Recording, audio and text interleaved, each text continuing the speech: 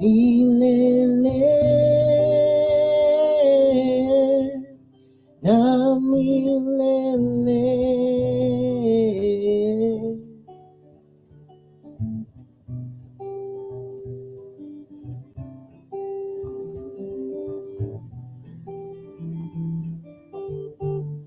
Kwa shangwe na kusifu ewe Bwana milele, na kusifu kwa shangwe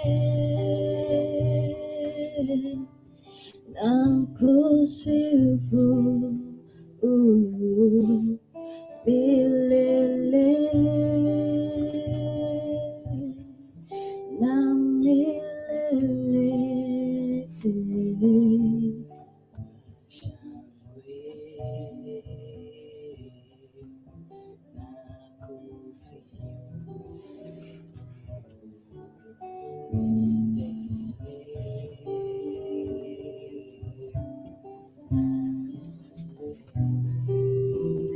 Kwa shangwe, kwa shangwe na kusifu milele na milele. Kwa shangwe, shangwe na kusifu milele na milele.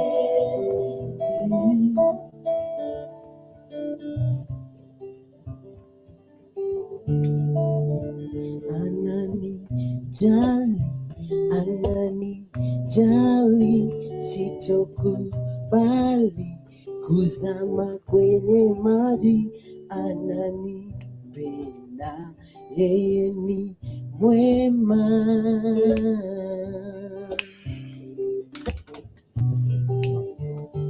Nimeomba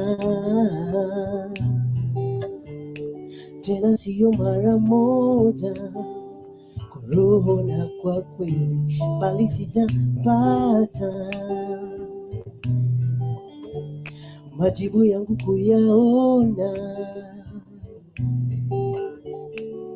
Nimeomba tena sio mara moja, kwa roho na kwa kweli, bali sijapata majibu yangu kuyaona. Adui shetani muongo asema ya kwamba Mwenyezi Mungu yeye hanijali, bali siwezi, sitomkubali. Ninayo hakikisho ya kwamba Mwenyezi Mungu ananijali, ananijali, sitokubali kuzama kwenye maji.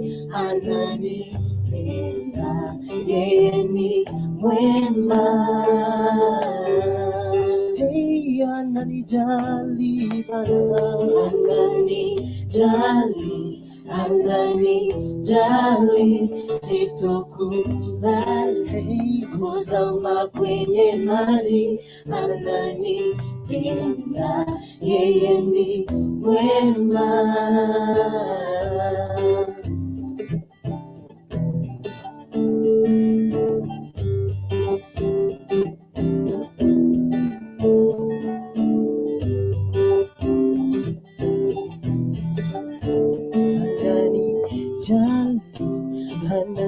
Ananijali, sitokubali kuzama kwenye maji.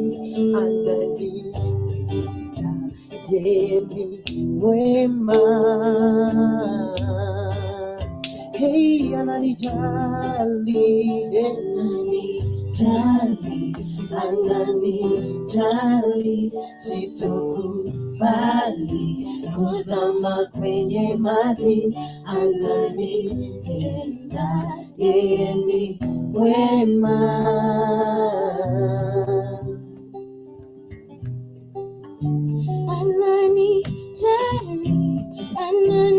Ananijali, sitokubali kuzama kwenye maji, ananipenda, yeye ni mwema.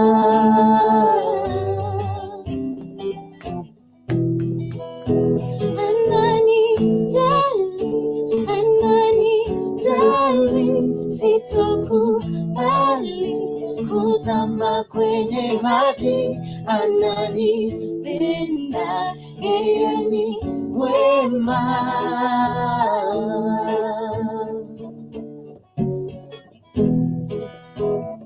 Wewe ndiwe, wewe ndiwe, wewe ndiwe mfalme mkuu. Wewe ndiwe, wewe ndiwe, wewe ndiwe mfalme mkuu. Wewe ndiwe, wewe ndiwe, wewe ndiwe mfalme mkuu. Wewe ndiwe, wewe ndiwe, wewe ndiwe, wewe ndiwe mfalme mkuu.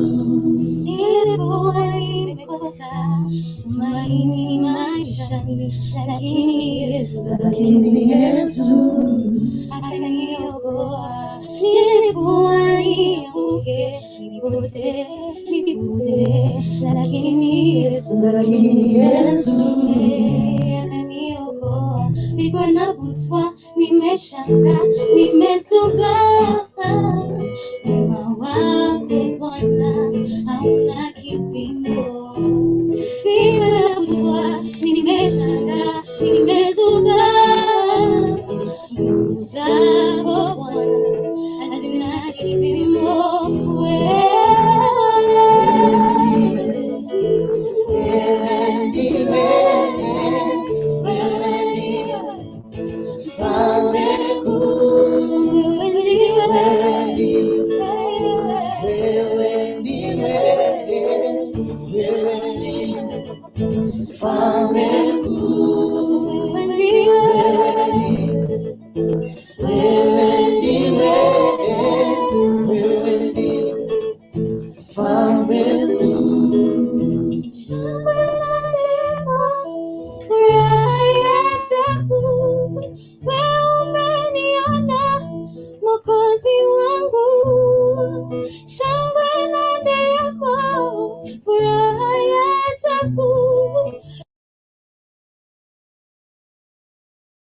All right.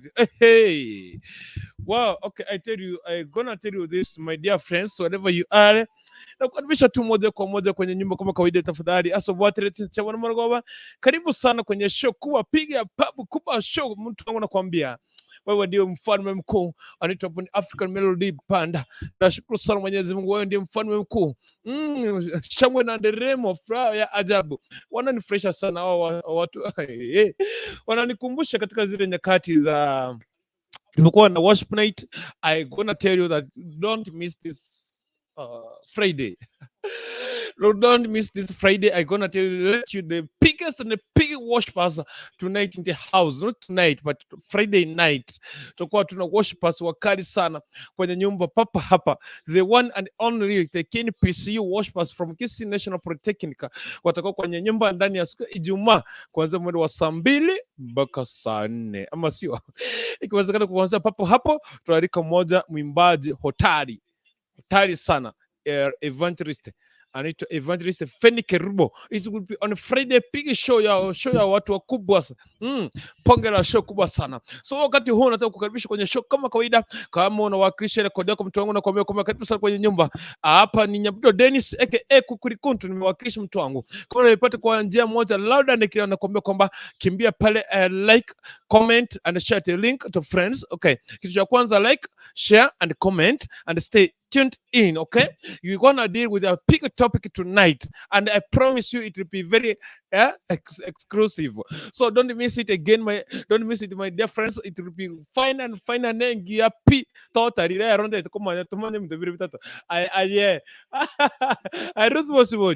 I responsible. Obe, can I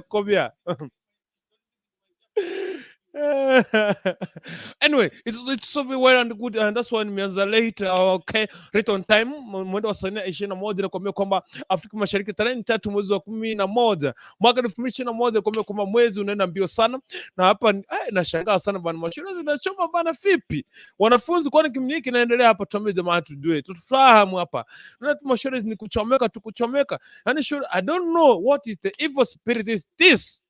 Ewe shetani, tunakukemea kwa jina la Yesu. Shetani wa kushika wanafunzi na wanachoma shule, we kill you in the mighty name of Jesus. Awao mbona shule zinachomeka hii round bana? Hadi mimi nashangaa, kwani hii kunaendeleaje bana? Lakini nakwambia kwamba hii ni Kisi Hot TV one on one. Oh man. Anyway, it's very, very, very, very much exclusive on Friday. Don't miss this one, dear friends. Don't you miss this one. It will be very, very exclusive. Ndani in the house, ndani ya Kisi Hot TV. Hapa na the only and one Kisi National Polytechnic can pursue wash bus or to wash within 1 hour and 30 minutes, live and direct. So meanwhile, tufanye hivi. Before nifanya nini? Tufanye hii kabla mimi nikianza kuja niombe tuanze mchadara. Leo tutaweza kufahamu. Kuna wale watu kuna tapia mwingine. Sasa watu kwanza niombe tuingie katika hiyo tapia, nimeambia ni tapia mbaya na responsibility wewe. But in vitu zenye zipo, want to know what is the importance and what is the okay, what are the advantages and what are the disadvantages, or what are the impacts, the positive impact and the negative impact? Unapata mtu ananyonya sehemu za siri, unanyonya ama unaramba, moja wapo hiyo. Kuna umuhimu gani? Kuna ubaya gani? Okay, katika hiyo hali itakuwa ni topic ya watu wakubwa, wale watu wadogo na wale wengine tuko single kama mimi, tukae nyuma ya tent tuchungulie macho tu hivi. So akina dada mkubwa, akina responsible, najua kwamba itapia ni ile okay, si itapia hii topic ile watu wakubwa au wengine tulikuwa tunachungulia ama sio. Anyway, I want to welcome to the show as official as always as we do. Okay? Don't miss it again. Don't go anywhere. Stay tuned in. Just only you like and share and stay in. Still continue commenting.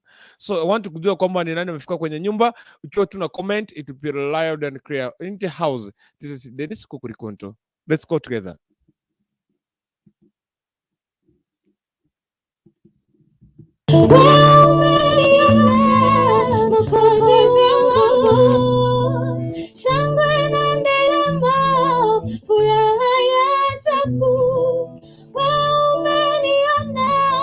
Mwokozi wangu, wewe ndiwe, wewe ndiwe, wewe ndiwe, wewe ndiwe Mfalme mkuu, wewe ndiwe, wewe ndiwe, wewe ndiwe, wewe ndiwe Mfalme mkuu.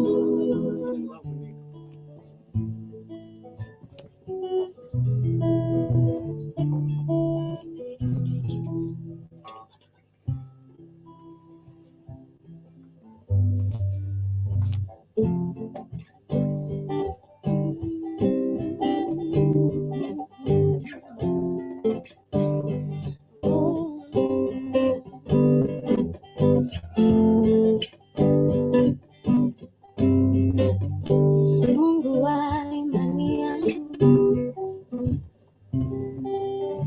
watu wa kunifurahisha na kweli, Mungu wa kicheko changu, watu wa kunichekesha, hawe Mungu wa amani yangu, watu wa kunipa amani na kweli, Mungu wa imani yangu, wajua kulinda wokovu wangu. Kwa yale yote umetenda, niruhusu nitoe shukrani. Niruhusu nitoe shukrani. Bwana, niruhusu nitoe shukrani. Niruhusu nitoe shukrani. Niruhusu niimbe wema wako. Niruhusu niimbe wema wako. Niruhusu niimbe wema wako. Niruhusu niimbe wema wako. Niruhusu nitoe shukrani. Niruhusu nitoe shukrani. Niruhusu niimbe wema wako. Niruhusu niimbe wema wako.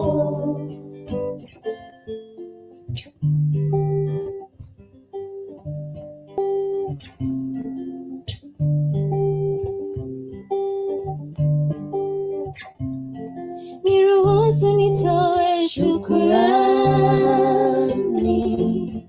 Niruhusu nitoe shukrani. Niruhusu niimbe wema wako. Niruhusu niimbe wema wako.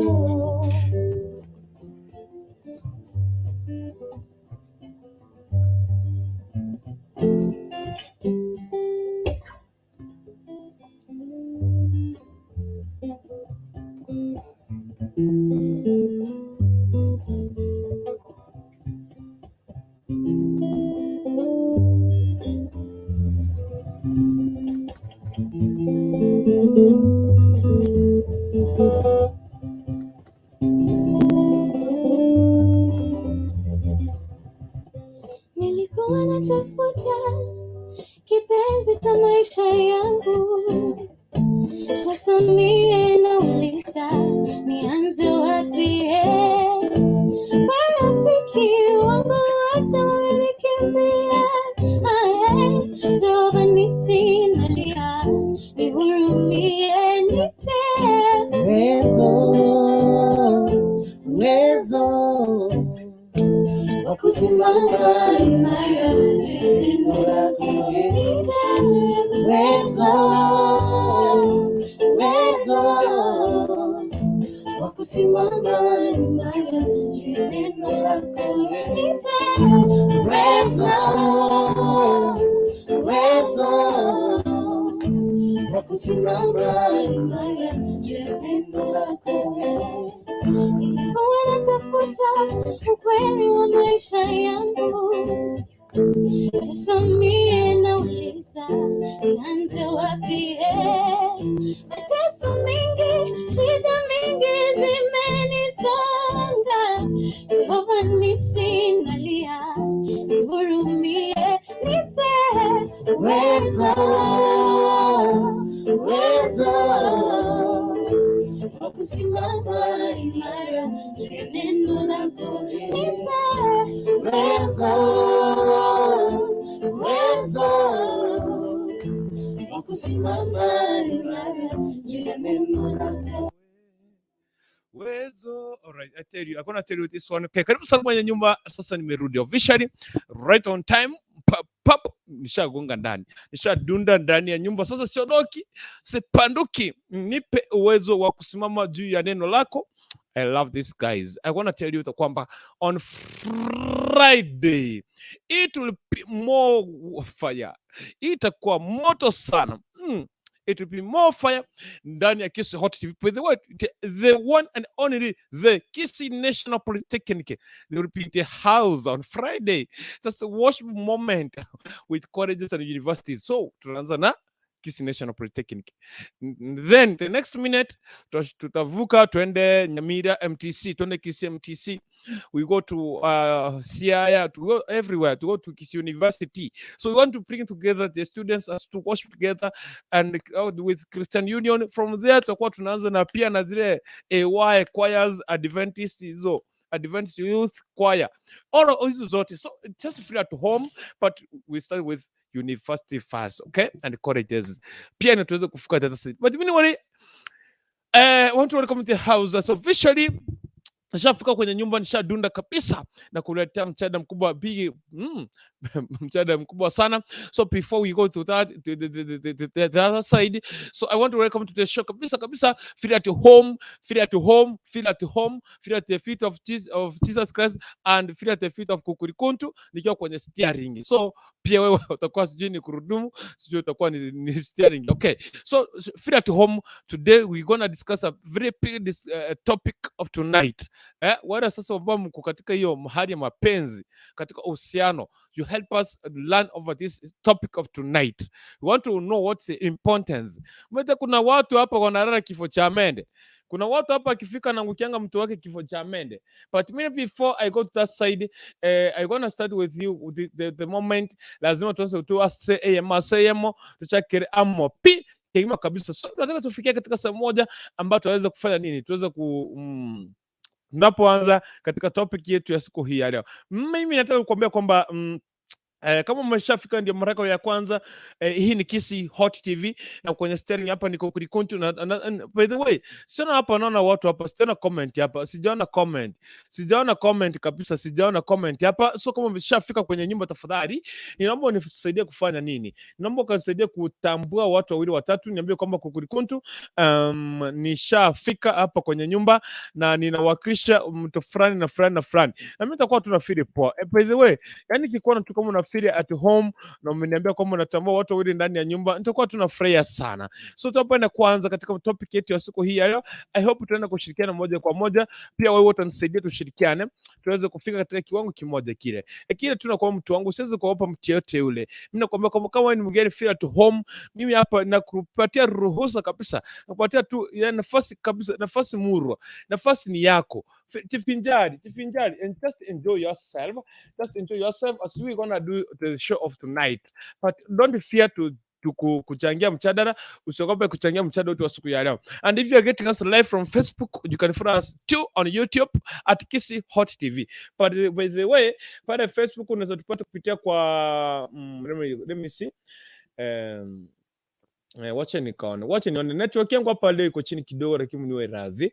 Kisi Hot TV /FM, Kisi Hot TV pale Facebook, and it's gonna be good. Oh, okay. Anyway, hii wiki vitu ni mingi zimefanyika. The deputy president of the Republic of Kenya, he was at Nyamira County for the 2 days, ambapo alikuwa amehold na kufanya mambo mawili matatu to sponsor na the wanabiashara wadogo. We gonna see alifanya tu, and personally niliona kwamba akisaidia watu pale, and not tu chinzi ambavyo alikuwa katika hiyo sehemu. But meanwhile ile kitu tunakwambia mtu wangu, usiweze kukaa mbali na sisi. So kuna baadhi ya vitu ambazo tunakuarifu ama tunaweza kukuambia hapo zinaendelea. Pia katika hii wiki ama huu mwezi vile ulianza na mwezi jana, kwa msao kwamba leo ni tarehe 3 ya mwezi wa 11, lakini mashule yamechomwa sana, shule zimechomwa sana, hatufahamu shida ni ipi. By the way, I don't know what's the problem. Students wanachomwa shule, and if kuna watu ambao wanaweza saidia shule zisichomwe tena kabisa, ni wanafunzi wa kidato cha 4. Wanafunzi wa kidato cha 4 wakiamua kwamba shule hazichomwi, watazuia kabisa. So kwa maana wao ndio the final wanaweza zungumza pale. Unajua wakati form 1 anaamka kuchomwa shule, form 4 akikataa amekataa, form 2 akiamka kuchomwa shule, form 4 akataa amekataa, form 3 akiamka kuchomwa shule, form 4 wakikataa washakataa. So nakwambia kwamba I don't understand, we don't understand. We gonna see this if hii kitu kama ilifanyika mwaka wa 2016, and this is the moment where students wachomwa shule sana. I don't know what wachomwa shule sana, and that time the CS was Dr. Fred Matiang'i. He was the Minister for Education, and indeed alijaribu sana kuzuia mpaka kazuia kabisa, mpaka ile time yote alikaa katika ile Minister of Education, alizuia kabisa kabisa kabisa kabisa, alizuia kabisa kuchoma kwa shule samahani. So yani hatujafahamu kabisa tatizo lipo wapi, na ingawa kama wewe ni mwanafunzi ama mtoto wako ashakuja nyumbani kwa sababu ya kuchoma shule, hebu kalisha chini mtoto wangu, kwani kuliendaje? Sababu ya kuchoma shule kwa ni nini? Mtoto anaweza kueleza, na kisha baadaye ukipata conclusion, mbona shule watoto wanachoma shule, haya basi ni wewe kwanza kuchukua maoni katika wahusika, mwalimu labda katika department education department, waambie kwamba tatizo ama chanzo kinachofanya wanafunzi kuchoma shule ni hiki na hiki. So pia Minister of Education pia ameweza kusaidia katika hiyo sehemu, kwa maana ni hata kuna ilikuwa ni shule gani ya wasichana kutoka pale, ilikuwa wapi by the way, niona shule fulani kutoka pale mwenyewe Nairobi, nikahuzunika sana. Na wasichana wanaruka kutoka juu ya ghorofa kwa sababu walikuwa wamewafia, walikuwa kwa dirisha, nikaona wakiruka kwenda chini. Yani ile clip ilikuwa inaumiza sana. Pia tuweze kujua kwamba wanafunzi wetu wakiwa shuleni tuweze kuwaombea, na hizi roho mbaya za kuchoma mashule na kuleta utatanishi pia tunazikataa. Kuna baadhi ya shule zimechomwa. Kwa mara ya kwanza nikiwa nimeona kwamba shule yenye Beginner Boys High School Kisii County ile ambayo iliweza kuteketezwa jana. Okay, ni baadhi ya shule mingi zimeweza kuteketezwa, na ile kitu ambacho tunasema kwamba kama ni romba zimeinuka wakati huu, tuzikatae katika jina la Yesu. Tuombea shule zetu, tuombea watoto wetu wakiwa shuleni pale, ombea ndugu yako, ombea sister yako ukiwa pale shuleni. Kaza kufanya nini? Pia kusoma kama chinzi ambavyo wengine washasoma. So hayo ni baadhi ya mengine ambayo tunaenda kujifundisha katika Deni nimeweza. Ani mengine nipate vitu ambazo zimefanyika katika hii wiki. Pia tumeona ni vitu ambazo zinaendelea kutendeka katika wiki hii, na tukiwa tunakumbuka vitu zingine tulikuwa tukualifu baada ya muda kila dakika, lakini tunakuambia kwamba kama unatufuatia moja kwa moja katika mtandao wetu wa YouTube, you get us every day, every time, every night. Tunakupatia story mura kabisa. Lakini leo niko na mjadala muhimu kabisa hapa, mjadala kapambe kabisa hapa. Huku tunaenda kushika mambo mawili matatu. So nimekuwa maneno sana kama sijakuombea, lakini leo nakuombea kwa sasa. Kwa ready ninapoenda kuomba ni tukome kwa comment, nikitoka kwa comment ngira negotiate this department ya topic ya tonight 38 baada ya saa 4 Afrika Mashariki. Jabdo Dennis funga macho kwa napoenda kuomba, tutapoenda kwanza mchana wetu wa siku hii ya leo. Mtakatifu Yesu milele, pokea sifa zako, utukufu na mamlaka. Asante kwa sababu ya wakati huu. Uhimidiwe milele, upewe sifa milele. Asante kwa maana wewe ni Mungu mkuu, umetenda mambo makuu Bwana. Mtuwezesha, mtupigania kwa kila jambo. Asante kwa maana wewe unaendelea kutupigania na kutuongoza. Tusamehe dhambi zetu, sisi tumetenda dhambi kwako mtakatifu. Sasa tunapoenda kuanza mjadala wa siku hii ya leo, katuongoze Bwana na kuweza kutuelimisha mawili matatu. Tuombe kwa watazamaji na watakao tazama baadaye Wanakisi Hot TV. Kuongoze, kuwashike mkono Bwana, kwa maana wewe ni Mungu mkuu. Wale katika majuu pia tunawaombea neema na fadhili kutoka kwa baraka kutoka kwako Bwana. Tuombe kila mmoja, kila mtazamaji, unaenda kumbariki na kuweza kumuinua kwa kila jambo. Bwana, apokea sifa zako na mimi niongoze, kwa maana wewe unastahili Bwana. Tumekuweka mbele, katuongoze, wewe ndio steering rider wetu Bwana. Ndio milele katika jina la Yesu tunaomba na kuamini. Amen and amen and amen and amen and amen. By the way, ndeta kubereta one by one as a topic here tonight. Nataka kuwakaribisha katika mjadala wetu wa siku hii ya leo. So wherever you are watching me from, feel at home, feel free to join me. Nimepatia link pale kwenye comment section. Hiyo link ukiguza tu hivi, just chaza vile hiyo link inakuambia na tukaweza tukufika hapa ndani. Lakini mimi wali nataka nikupatie mjadala wetu wa siku hii ya leo, na jinsi ambavyo tunaenda kushughulika moja kwa moja, na ama jinsi ambavyo tunaenda kufanya nini. Tunaenda ni mambo tunaenda kujifunza mawili matatu, lakini nakwambia kwamba usiweze kuzidi kukaa mbali na mimi. Wacha nikaanza kuleta hii kama nataka kuanza na comment. Man deri ni kuambuka tunaenda kwanza mele Peter, lakini rende nyasa hiyo manite. Lakini sababu I want to inform you kwamba on Friday it will be more fire on the Interhouse katika worship night na the Kisii National Polytechnic Christian Union. ukiwa wanamaliza semester ukienda already January, we just have them in the house. Let me just open the first comment hapa. Anaitwa dada mkubwa, anasema kwamba safi sana leo na wapada Mungu asifiwe kukulikuntu wairire buya and all ndani Hot TV watching live from Riyadh, na wapenda sana na wamizi sana, barikiwa. Pia sisi tunakumisi dadangu, karibu sana kwenye show. Ruth Wasbori anasema high five. Ruth Wasbori, hiyo ni matapia. Hiyo ni matapia. Unamaanisha nini dadangu? So karibu sana. Dada mkubwa anasema kwamba nitachaza simu moto ni wangoja Friday night. Yeah. Friday night it will be more fire, more fire, more fire, more fire, more fire, more fire.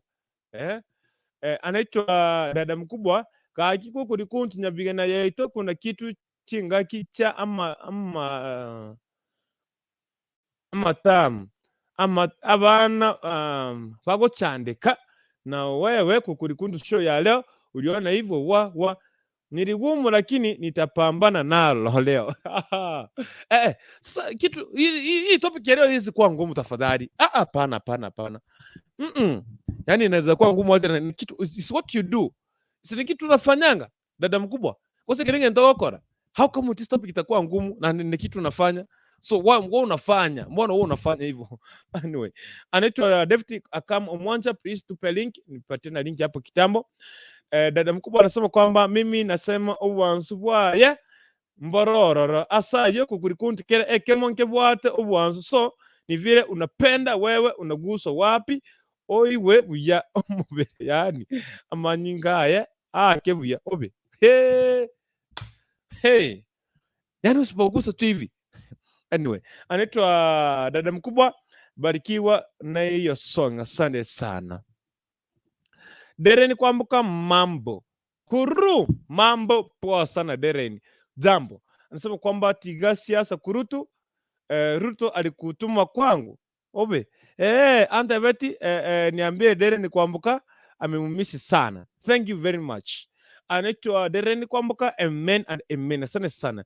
TVL News karibu sana TVL News ndani ya nyumba. So topic ya leo tunaenda kuzungumzia inahusiana na mambo na mapenzi. So unajua kama sisi tumezana mambo mawili matatu, na ni lazima tukaweza tu kujifunza mambo mengine katika mapenzi na kuweza kuinua uhusiano uweze kuendelea katika wale ambao wanapendana na wale wapendanao. So mimi nikiwa kwenye steering hapa niko na swali nataka kuuliza, kwa maana tumeona watu wakifanya wengine tumeona watu wakifanya, wengine tumekuwa tukifanya.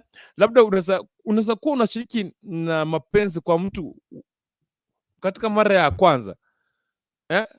Mtu katika mara ya kwanza unashika, unakwambia mimi sasa hapana, mimi niguse ramba hapa, mimi sasa nataka unuse hii, mimi ramba hapa chini, mimi nataka nafanywa tu hivi ndio naridhika.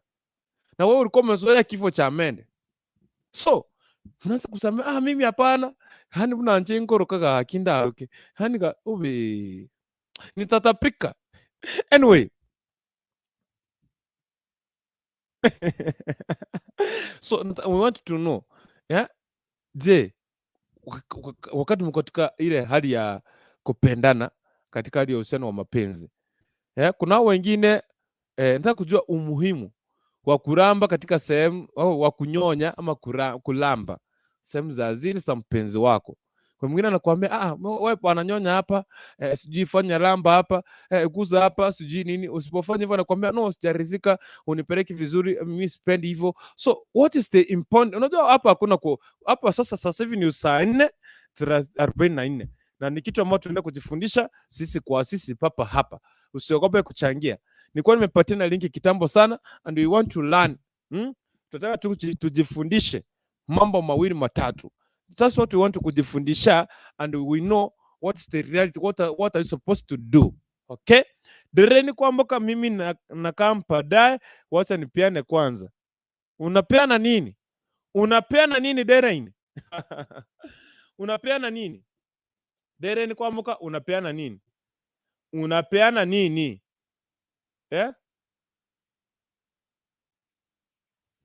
Ndio nakuuliza, hii kurambwa ama kulamba Wengine wanasema niramba hapo chini bana. Kama ni demo naambia boyfriend yake, lazima unirambe ndio tuweze kuendelea. Kama utaki, waachana. Na wale watu wengine hatupendi kulamba, tutaanza kutapika. So what is the importance? Unaramba chini, mwingine anakuambia, mwanaume anakuambia ati nyonya, ati kama mwanaume msichana ama mwanaume ambaye anaambia girlfriend yake, lazima uninyonye ndio tuweze kuenda, kama sivyo hatuende kutoka hapa. No, kama hujaninyonya, unajua kuna pia ni kuja kupata kwamba kuna baadhi ya msichana akwambia kwamba kama sijalamba, kama sijanyonya matiti ya bwanangu, hata kama ni ndogo, siwezi nikafiri poa. So kuna pati kila mtu, so want to know kuna umuhimu gani ama kuna uzuri gani kwa kuweza kulamba sehemu za siri? Tuliambiwa tulambe ama mliambiwa lala kifo cha mende, na hali inaendelea hivyo. Alison Kenya anakuwa anafanya the necessary, fungua microphone and the camera na kuwa na backstage. Anaitwa Deren kwamba kurutu siku hizi unapenda mapenzi sana, kwa sarika beyond repair. Hey, you are killing me, beyond repair. So I want to be repaired. I want to be repaired. Kimu nimaliza. Modesta Mount ananiambia kwamba kukurikuntu gaki ama kongupi. No. Haya si makongo. Hizi ni vitu tunafanya.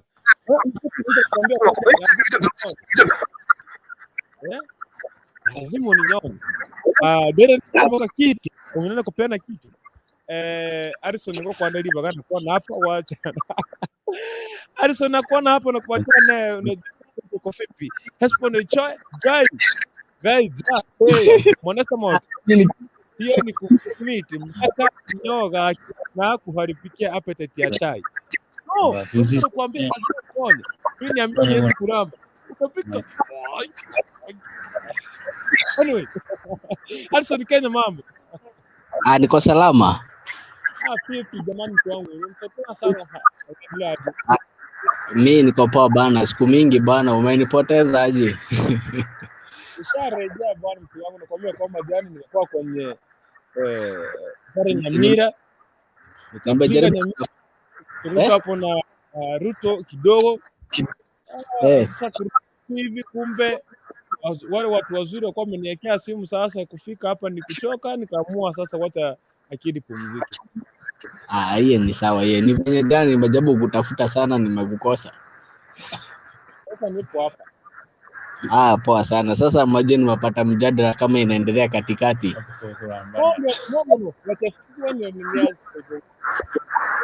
Sasa kwa namba tu nirejeshe kwa mjadala kidogo tu ndio niweze kuchangia. Na kurejesha hapo, lakini naomba tu ukafanye hivi. Naomba ukasalimie watu hapa and then na kuleta hapo kwenye mjadala. Sana nataka nisalimie best yangu sana, anaitwa Brian. Nisalimie Fei. Nisalimie pia ule mlembo tulikuwa naye huko last time. Alafu nisalimie pia my friend sana anaitwa Willy, na kwa hapa tena pia nataka awasalimie kidogo na lugha ya home kwanza ndio muweze kubambika kidogo hapa. Acha nipate. Yule mrembo alikuwa nito Dere nikuambuka na ako hapo kwenye comment section. Ako hapo bado? Ako kwa comment. Mwambie nimamsalimia sana Harrison. Anasikia mwambieko. Kwa vipi mlembo? Mwambie nimemsalimia sana, nimemmiss sana na naomba tuchangie kwa hii mada leo. Na leo join conversation side kwanza. Sasa tuletee kwanza tusemie ndio tuweze kutuanzia. Acha kwanza my friend hapa kwanza kidogo asalimie Willy kwanza. Exactly. Nagie kiongozi. Biane mwanaume. Biane. No turane limureri bona tubute taembu. Tuli etene to bona koranga kitsaga to mjadala ngorayo. Ile toda tuke kusuria watu wale.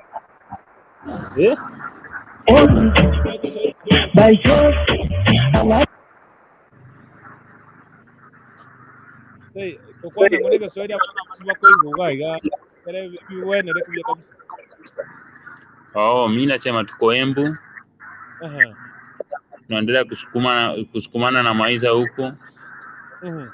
Tuone kama tunasaidia mtoto bana. Hiyo life ni ngumu bila hiyo hizi tunafanya huko. Unaona watu tumetoka ni mbali sasa tuko huko tunasakanya do. Yes. Tuko hapa na huyu jamaa anaitwa Harrison Wanja. So okay. Sasa Kuruku. Yes. Mimi nimefurahia sana. Na sasa I'm so happy with you so much. Nimefurahia sana with what you are doing for us, kwa kutuelimisha, kwa kutupatia hii mjadala tuweze kuchangia. Mimi nimefurahia sana because unaelimisha watu wengi sana. There's so many people they don't know about life, but you are giving us the life. You are giving us the opportunity to face the life.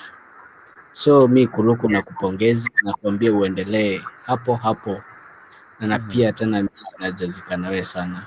I'm just here to say thank you for you because what you are doing for us is so much different from others. So mi nakupongezi sana na uendelee hivyo mpaka tamati na usalimia wengine hapo. Bado tunaendelea kuunga mjadala na tuko pamoja na wewe hadi tamati, si ndio? Amen.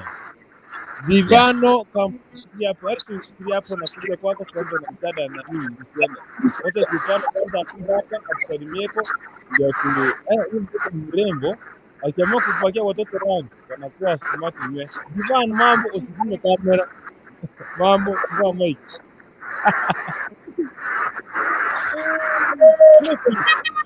Niko kwa Divano mambo.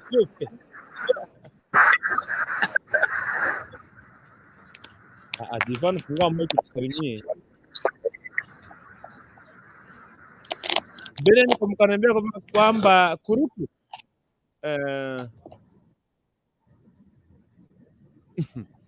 tasoma comment hapa. Divano.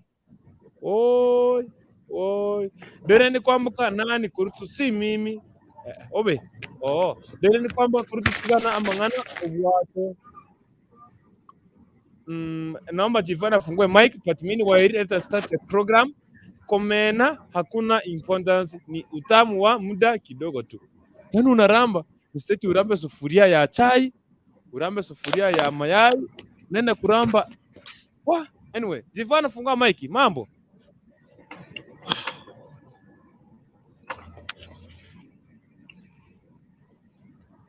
Divano. Hoya. Divano. Anyway, Harrison. What is Divano nimemwona. Divano unanipata? Divano, are you getting me? Anyway, Harrison. Yeah. Now we want to start now the topic of tonight. Yes. Samahani. Na nataka nikufungulie mtandao kwambia unasema kuhusu nini, alafu Divano akifungua simu, akifungua yani microphone tutaendelea moja kwa moja. Lakini mimi waeli nataka tu nikuambie mjadala unahusiana na nini? Mjadala unahusiana na nini? Yes. Nikisha baadaye tukaweza kuendelea. Mjadala unasema tu hivi, je, kuna umuhimu gani wa mwanamke au mwanaume? Okay, samahani nitarekebisha title yangu pale. Mwanaume kulamba sehemu ama kulamba ama kunyonya sehemu za siri za mpenziye, au ni upaya upi uliopo? Wale ambao wako katika kwenye ndoa, kuna uzuri gani, kuna upaya gani? Unaona? So tunataka tujifundishe leo. So nataka kuanza na wewe, ndio nikuje kwake Divano, ndio nikuje kwake Derima. Ndio nikuje kwake Derima kwa hapa, ndio tukuje kwake Divano Derima. So najua kwamba tutazidi kusonga mbele pamoja. So nataka kuanza na wewe Harrison. What is the importance? Mtu unaamua tu hivi, mwanamke anakuambia no. Mimi sifanyi wangi hivyo. Lazima ulamba huko chini kwanza ndio uanze safari. Utaendelea kulamba ama utaacha useme safari wache ikwamia hapo? Karibu sana. Asante sana. Venye mimi naweza sema kwa mojua mapenzi ni kitu muhimu sana. Na mapenzi, it was created by God. That is called the loveliness. So what I could say, kwa kulamba na kukosa kulambana si makosa. Haya, unaweza kuwa sorry. Unaweza kuwa akisema anataka kulamba. Unajua, okay, yes. Kulamba ni kitu okay, naweza sema kwa kulamba, yes, hiyo ni kitu ingine muhimu. Maybe mojua yeye anapenda kulamba, alafu ndio so that apandishe the feelings. Umeelewa? So according to venye upenda, si ati ni mbaya hiyo. No, lakini mojua ni kitu lazima mko umeagree, mumekaa chini, mumediscuss hiyo kitu yote, so that ndo mwanzo hiyo process. Umeelewa? Na pia tena hii mambo ya kusema sijui nataka nilambwe, sijui nataka nifanye nini, kitu muhimu tena pia, kabla ulambe na kabla mlambane, lazima kwanza mko mmepima. Siniambie network itima ngoma pele udonji mera nango in the house. So karibu sana kama ndio umeingia. Harrison, unanipata? Amekwama network. Dere ni kwamboka amekwenda. Jivano amekwenda. Harrison amekwama. Anyway, if you're watching me, kama unanifuatilia moja kwa moja, na I want to welcome you in the house. Hello. Yes, tuendelee. Nimekupata sasa. Yes, Hey. tuendelee. Tuendelee. Hello. Yes, Harrison, tuendelee. Uko sawa? Yeah. Sasa mimi nasema hivi. Hello. Yes, tuendelee. Uko sawa? Hello. Tunakupata, tuendelee mtu wangu. Harrison, unanipata? So, sasa yeah, hello. Yes, tuendelee pasi. Yeah, nimekupata sasa. So nilikuwa nasema during hii discussion ya kulamba lazima mkae chini pamoja mudiscuss. Umeelewa? Mmoja kuko na mtu mwenye hapendi kulamba na uko na mwenye hapendi kulambwa. So unaona? Na during this section ikiingiana, mnafaa mdiscuss chini, akwambia hey, me my friend napenda kulambwa na mimi napenda kulambana. So ndio hiyo harakati yote mnafaa muende mpimwe, muangalie. So unaona kuko na magonjwa mingi sana, kama sasa kuko na STI, kuko na unaelewa, so many diseases. Mkienda huko mpimwe, muonekana kwa sawa. Na pia kitu kingine ya muhimu, akuwa mwaminifu kwako. Mkiwa mwaminifu kwa kila mtu, that is another thing that can bring us together. So that hiyo kitu ndo mnakuta sasa anaweza lamba na unaweza mlamba. So unaona? So that mimi siwezi ona mbaya sana yeye akisema anataka kulambwa. So unaona? Jo that kulambwa, there is another sweetness, it is there inside. So unaona? Na uko na mwenye akilambwa ana feeling vizuri sana. So mimi naweza sema, naweza changia nikisema kama mimi Harrison, hakuna ubaya yote iko hapo.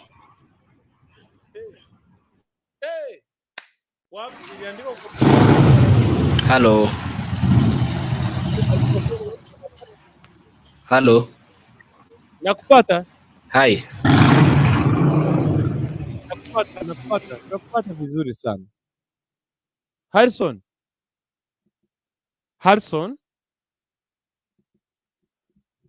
nakupata? Harrison, unanipata? Harrison. Nimekupata sasa. Yes, hello. Yes, tuendelee pasi. Mimi nasema hivi sasa, Ikifikia hiyo ndio stages ya kulamba na kulambana, hakuna shida yote. Bora mko umeshapimwa, umedhibitisha, daktari amesema mko sawa, ndo so that unajua unaweza lamba mtu ako na disease mingi sana. Si unaelewa? So that you know the status of each other. Umeelewa? Kuko na mwenzako anapenda kulambwa, hiyo si kitu mbaya. Pia yeye pia hata wewe unaweza penda kula. Before that hiyo happen, kitu muhimu sana utembelee daktari, mpimwe, awaangalie, so that ikifika hiyo baina ya kucheza, hiyo si mbaya. Yeah. Why? Yaani nitatabika. Hii nitatabika. Kwa nini? Niwache kuramba sufuria ya uchi. Niwache kuramba sufuria ya chai. Niwache kuramba sufuria ya mboga.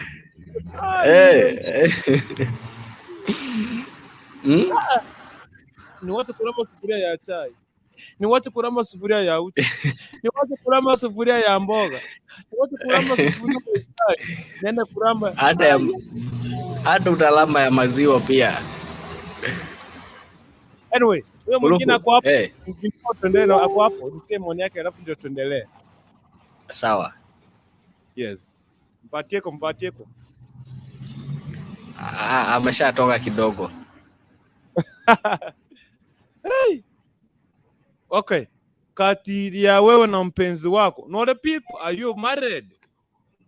I have a girlfriend, although I'm not yet married. I am planning. Yeah. I'm just like niko ile harakati ya kujipanga. Very soon I'll get nitapata jiko. Let me ask this question again. Yes. Yeah. Okay. Wewe unapenda mwenye analambwa ama mwenye anakunyonya ama mwenye hafanyi? Ama unapenda wote? Unapenda be love most?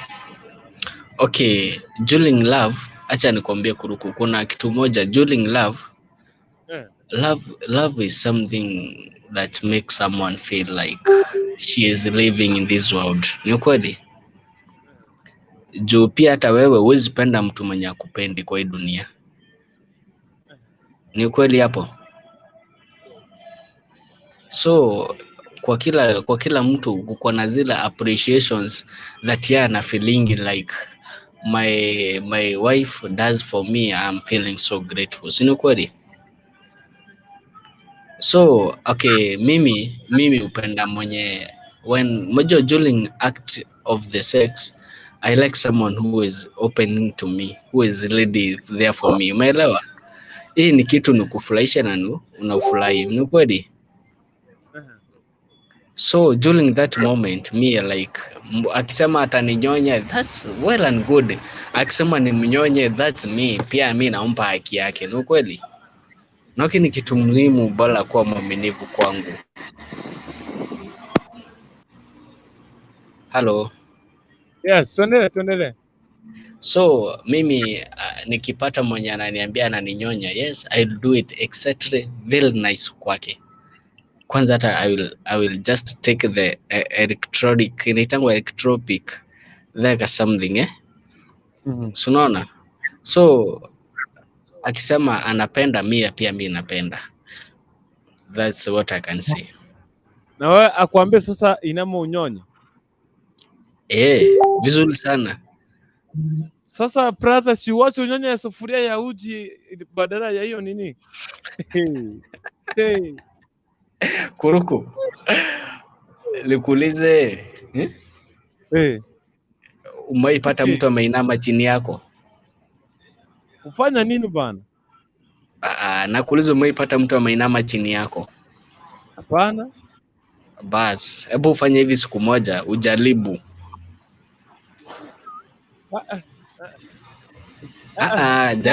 Jaribu. No. Mapenzi si jaribu. Sasa utamu wa mapenzi ajuai siri mwenye kwa kitanda. Ni kulala kifo cha mende. Unalala kifo cha mende?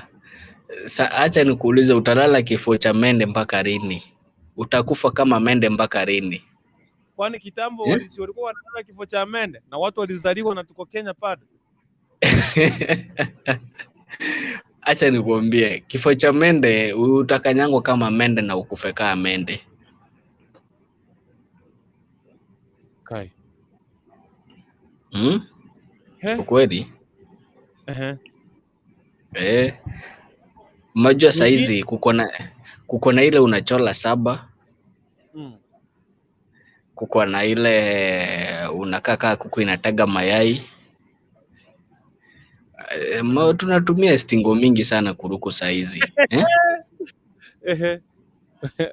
Sasa hii wewe ukisema unalala kama mende utawachwa. Acha nikwambie, love is something funny. You must practice each and every single styles in your life. Umeelewa? So ukisema ati utakuwa nakaa kama mende, uko na mtu mwingine atakuja hapa afanye bendova. Kuliko utawachwa hapo ukisemanga mimi nataka kifo kama cha mende. Umeelewa? Utakaa tu kifo kama mende. So unafaa unajaribu something new, each and every new style unajaribu. Mwisho ukiwa kwa nyumba, you just make me happy, I make you happy. Ni kweli? That's what goes on and what goes around. Mwisho saa zingine unaweza kuta given a new style. Mkuruko umefurahia sana hata unaenda kazi kwa. Mwisho, what is the meaning of a morning glory? Mimi najua morning glory ya maombi. Mimi sijui. Morning glory, okay. Morning glory, yeah, maombi ni muhimu. Na tukitoka maombi after that majua sex si dhambi. Ni kweli? Ama no paper pameandikwa kwa Biblia sex ni dhambi.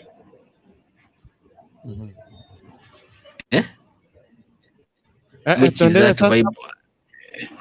Ndio sasa nako sex ni uselati. Ile ni wakati unapatwa na okay, I'm so sorry to say this. Ile ni ile wakati unapatwa na mpango wa kando. Umeelewa? Hiyo ndio sex ni dhambi. Ni kweli? Yes. No, lakini wakati okay, usilisikia Yesu alisema mmeweka huko mzaane. Si ni kweli? Yes. Kwani akimaanisha mzaane mtazaana aje na mdomo? Sasa alisema tuzaane. Hii kulambana inazalisha. Unalamba, unanyonya. Atusiponinyonya the part of kulamba na kunyonyana, hiyo ni matayarisho. Umeelewa? Kuruku. Hiyo ni matayarisho hiyo. Si unaelewa? Unaweza pata sasa mimi, yani hiyo ni preparations. Okay, siwezi mjua, acha nikwambie kitu kingine ya kwanza unafaa kujua kwa mapenzi. Siwezi ati niingie kwa kitanda ati nianze kuja kama nimeingia. Uwezi. That is something that is different. Kitu ya kwanza lazima nikuje, I just like you just prepare. These are the feelings. Umeelewa? Pia wewe ni binadamu, ni kweli? Lazima umtayarishe pole pole, mwambie maneno matamu.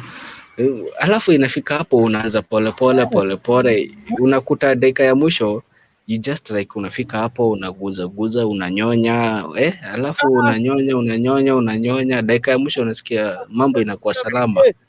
Unatengeneza njia bana. Wacha tusitapike bi. Ambia maneno matamu lakini anyway. Nini? Anyway.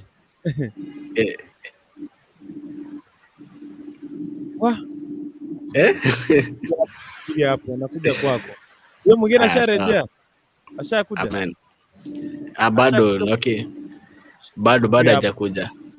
John anasema Debra Nyabo anasema kwa Boka Angwenyi uko wapi mami? Where are you? Sikia hizi vitu. John, mambo. Harrison mute mic yako. John, mambo.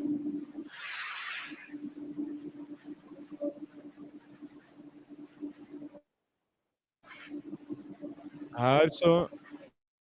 John unanipata? John, fungua mic. John, sasa. Habari. Salama sana. mapema ndio nimeingia, lakini sija hiyo topic nafuatilia tu, sina la kuongezea. Nitakufafanulia tu topic kisha baadaye, lakini salimia kwanza watu, salimiana kwanza, then ndio nikwambia.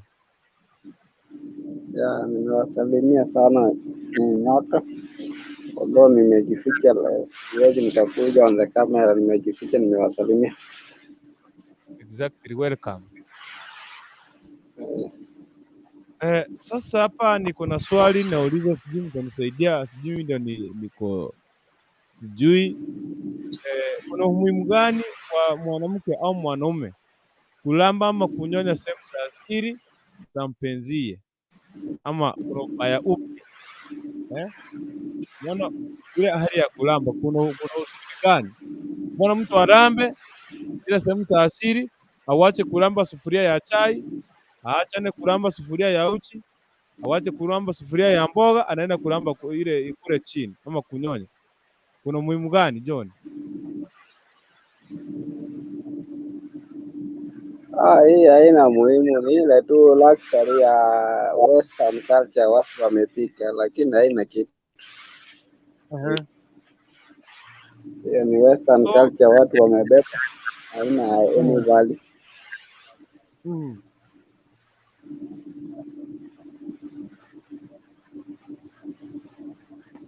Wewe una prefer ipi sasa? Mdomo ni wa kukula, sio ya kufanyia hivi. Yes. Yeah.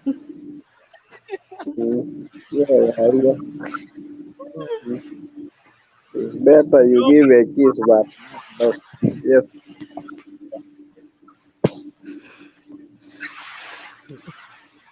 Mdomo ni ya kukula, ya kuramba sufuria, ya sufuria ya uchi. Ongea, kuna more bacteria tunaweza kick kwa mdomo. Haina the value hiyo. Mtu anaamua tu hivi, anainama, anaanza kuramba na ulimi. Hiyo ni western culture yenye hazina value ya watu in Africa.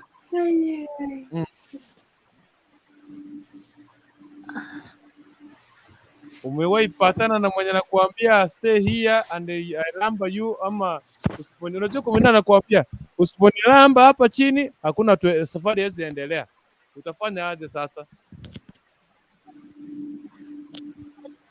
Hiyo huwezi, hata the time ya harufu yenye natoka hapo, hata huwezi kusikiza mapua karibu.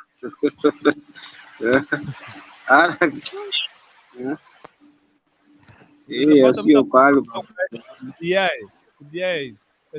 STI naramba. Sasa mwingine anaamua kunyonya hiyo nini? Hiyo sio safi. Hata ukiangalia sio penye mtu anaenda anapika the bacteria, sababu anakuja na kuambia wewe lamba,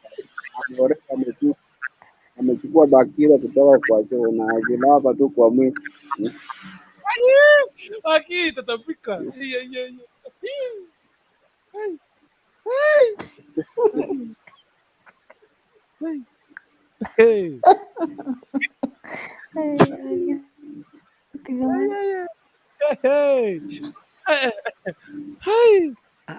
John, wacha ninakaa mshukuru John.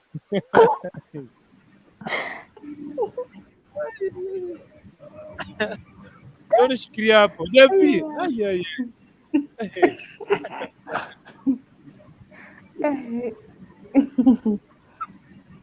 Usitapike, ulicho naona tu ukitapika. Ulicho utatapika hapo.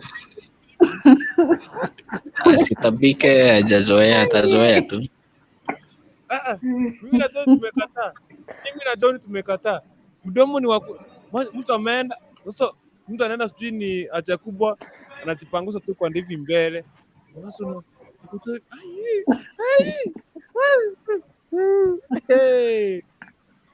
Baby. Baby chukua nafasi.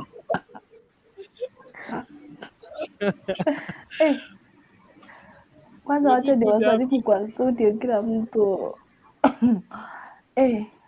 Kila mtu hai 5. Tumepokea zote 55. Thank you. Hivi zenye mnasema eti kulamba. Mimi hata sikubali.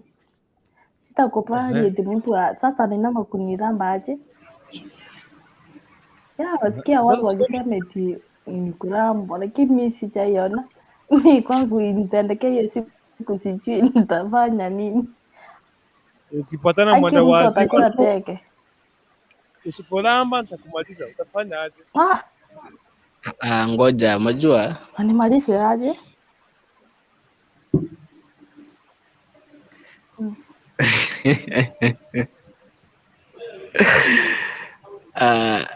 Kulapwa ni aina mingi.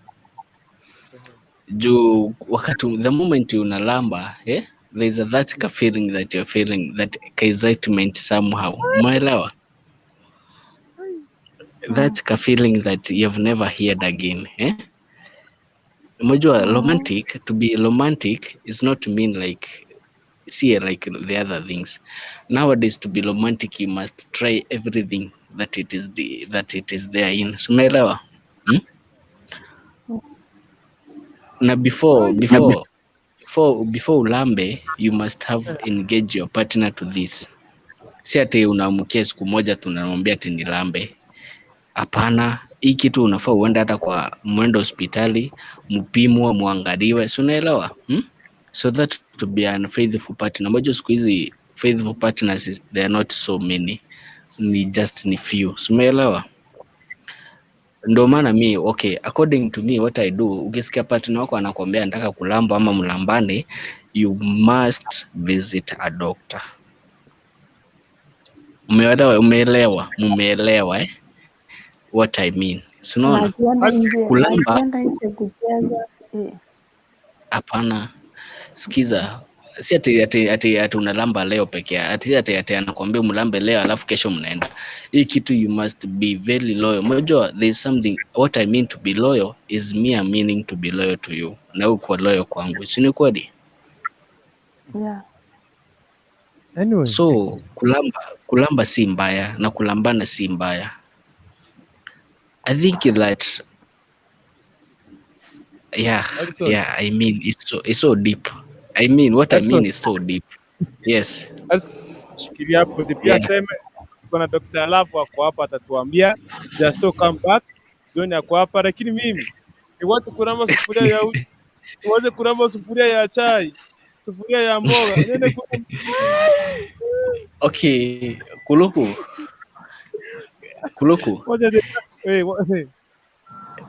I mean, one day, one time, I ever tried to Bulambo siku moja, usikie. That's the feeling that it is ever been tested by anyone else.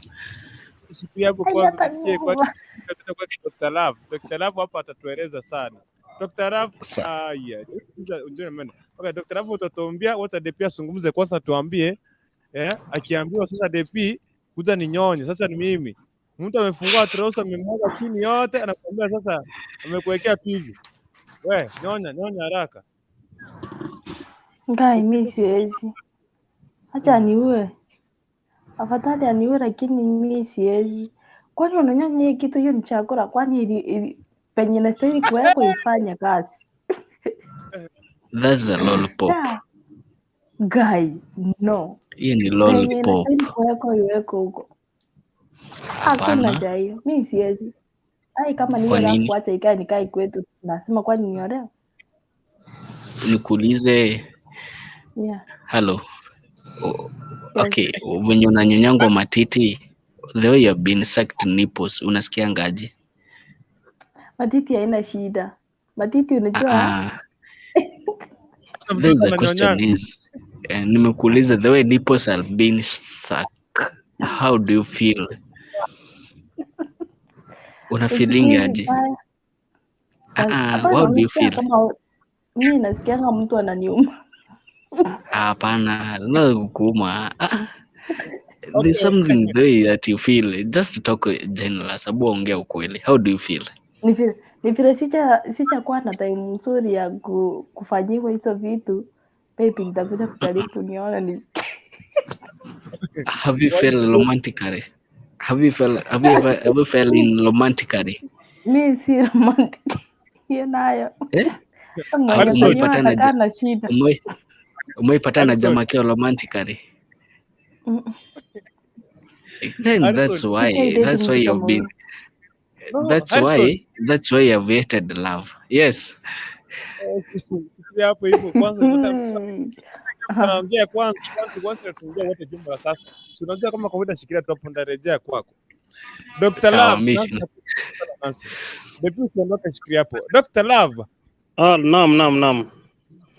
Karibu sana, salimia watu, utaambia watu ukweli. Waache kuramba sufuria warambe sufuria ya mboga na waache mbaki. Karibu sana. Kwanza waje niwasalimie nyinyi wote mwenye mko studio. Habari yenu ya jioni. Kwa salama. Nimeingia, nilikuwa pita zangu nikaangalia nikaona mko live. Yes. Mjadala ilikuwa ilikuwa aje kwanza? Je, kuna umuhimu gani wa mwanamke au mwanaume kulamba au kunyonya sehemu za siri za mpenziye au ubaya ni upi? Anaacha kuramba sufuria ya mboga na sufuria ya uchi anaenda kuramba hiyo anaacha kunyonya. Kuna umuhimu gani hapo? Mimi nitatafuta. Okay. Kwa pande yangu naweza sema hivi.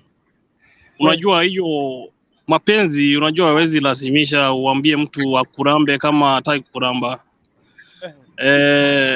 Hiyo ni kitu ya maelewano. Unaweza pata partner wako haezi fanya hizo vitu, haezi kuramba. Sasa unajua huwezi lazimisha yeye akurambe na yeye mwenyewe haitaki. So ni maelewano. Kama atakubali ni sawa. Akisema hapana na usilazimisha yeye juu hiyo si kitu ya kulazimisha mtu afanye hivyo. Kitu kingine nilikuwa nasema okay, kwa wale watu wanakubali wafanye warambane. Kitu ya muhimu kwanza, unajua lazima ufanye usafi muhimu sana. Huwezi enda hapo chini machichuvini huko ulambe hapo chini alafu kisha hajatia usafi. Dr. Samahani. Harrison mute mic yako tafadhali. Harrison mute mic. Harrison please. Yes. Yeah. Let's continue. Yes, Dr. tuendelee basi. Nilikuwa nasema hivi, huwezi lazimisha mtu afanye nini, arambe hapo chini kama yuko willing. Unajua hiyo kama unalazimisha mtu afanye kitu ambao hataki. Kitu kingine, kwa wale ambao wanaweza kubali wafanye waingie majini huko, maji ya chumvi huko chini, lazima partner wako akuwa amezingatia usafi. Unajua usafi ni kitu ya muhimu sana. Usije tunapika hapo halafu harufu fulani unasikia harufu fulani hapo, alafu unajua sasa hiyo haileti shangwe yani kwa njia nyingine. Yeah. Kwa hivyo vile nimesema, mtu kama anakubali ni sawa. Akikwambia hiyo haiwezi, wachana na yeye, usilazimishe yeye afanye hiyo mambo ambao hawezani nayo. Ila anawezana nayo, wacha afanye. Ila hawezani nayo, wachana nayo. Dr. Love, shikilia hapo, utauliza swali. Dr. Love, utauliza swali, shikilia hapo. Tena Nancy, karibu sana, tuende kwake mama Gifford. Nancy. Niko. Mambo? Poa sana. Salimiana hapa, utaambie unapenda kulambwa, unapenda kunyonya. Mimi sitaki kusikia, Umenicheka sana. Hiyo kulamba ni nini? Sasa usimesikia vile Dr. Love amesema? Mtu mzima tu unainama pale chini, unainama tu hivi, unaanza kulamba kama ni mwanaume, anaanza kukulamba tu hivi kama ng'ombe inalamba sufuria ya chumvi. anainama na ai Karamba. Tatabuka. Hiyo ni kufanya mapenzi. Mapenzi na kulamba. Ai. Kai, kumbuka unasema hivyo haki huwai sawa. Vitu nanyawa kora. Kuna umuhimu gani? Unanyonywanga matiti? Unanyonywanga matiti? Ya, kabisa. Sasa si ndio tunasema kuna umuhimu gani sasa hapa akiramba matiti?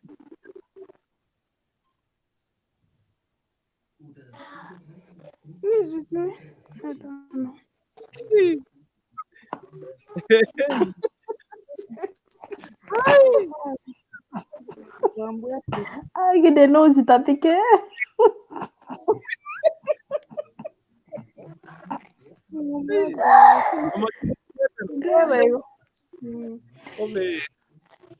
Wataka nitapike saa hii. Nancy. Yes, karibu sana, karibu. Kwana ngono mwezi koyo. Oyo ngaki. Okay. Mute. Unakiwa. Nakimulekenya gabo. Biatore mama jifo general. Karibu sana. Asante kwa barasa Kenya. Awa.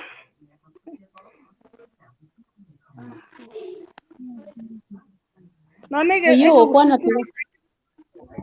Ongeza tiganga. Oyo kwana kire kiagara ninche ndoche ngeira libagaga. Aya bana baba. Ndabingo.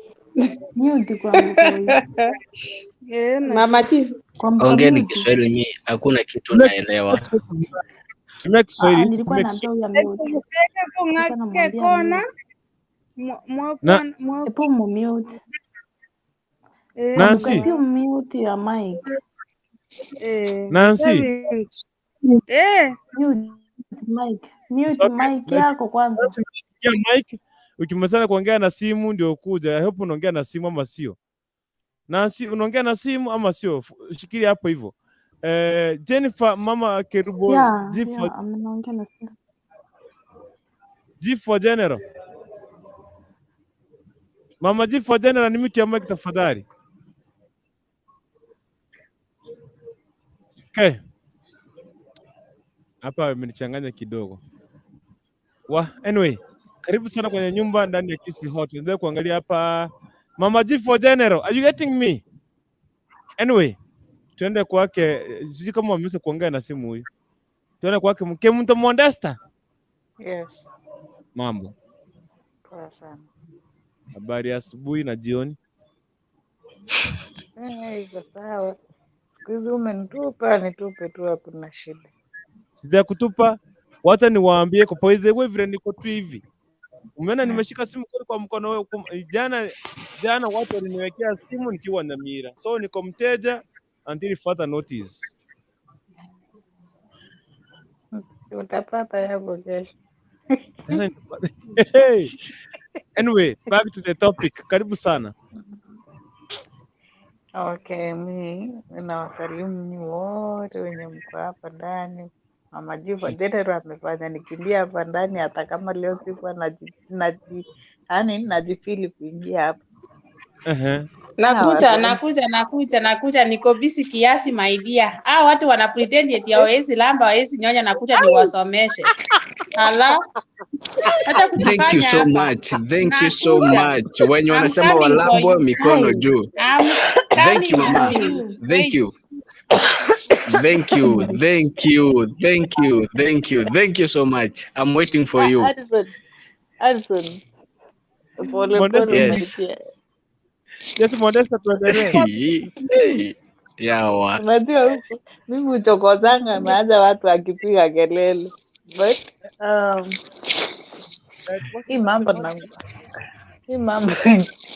kugiriguni Mimi nataka kujua mambo ya Kenya, by the way. I'm interested and I don't know. Nancy, Kuambuka. Yeah, nataka kujua mambo ya Kenya. Nancy uko pamoja na Mute. sisi? Yeah. Okay. Ndilo mute. Nimefunga mic yake, sawa. Kemunto, Modesta. Nimekupatia nafasi, ambia wa Kenya. Unafaa kulambwa, mofai kulamba, mofai kunyonywa, mofai kunyonywa. Kwangu ninafaa, lakini mimi siwezi. Yeye siwezi mgambo. Tafute maji, utabise koo. Sitaki hadi yake. Tafuta ndoo. Mimi sijui mali unatoanga hizi vitu, ndio sijuangi mali unakaanga chini ukifikiria venye unaanda watu mjadala. Ukizia wengine hawataolewa. no. Sasa the only thing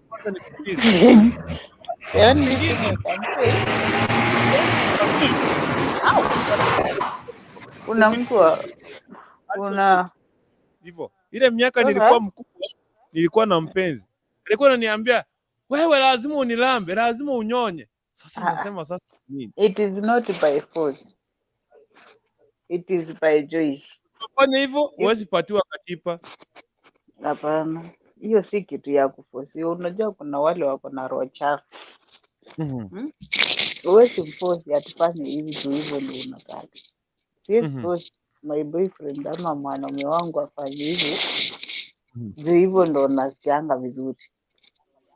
It is by choice.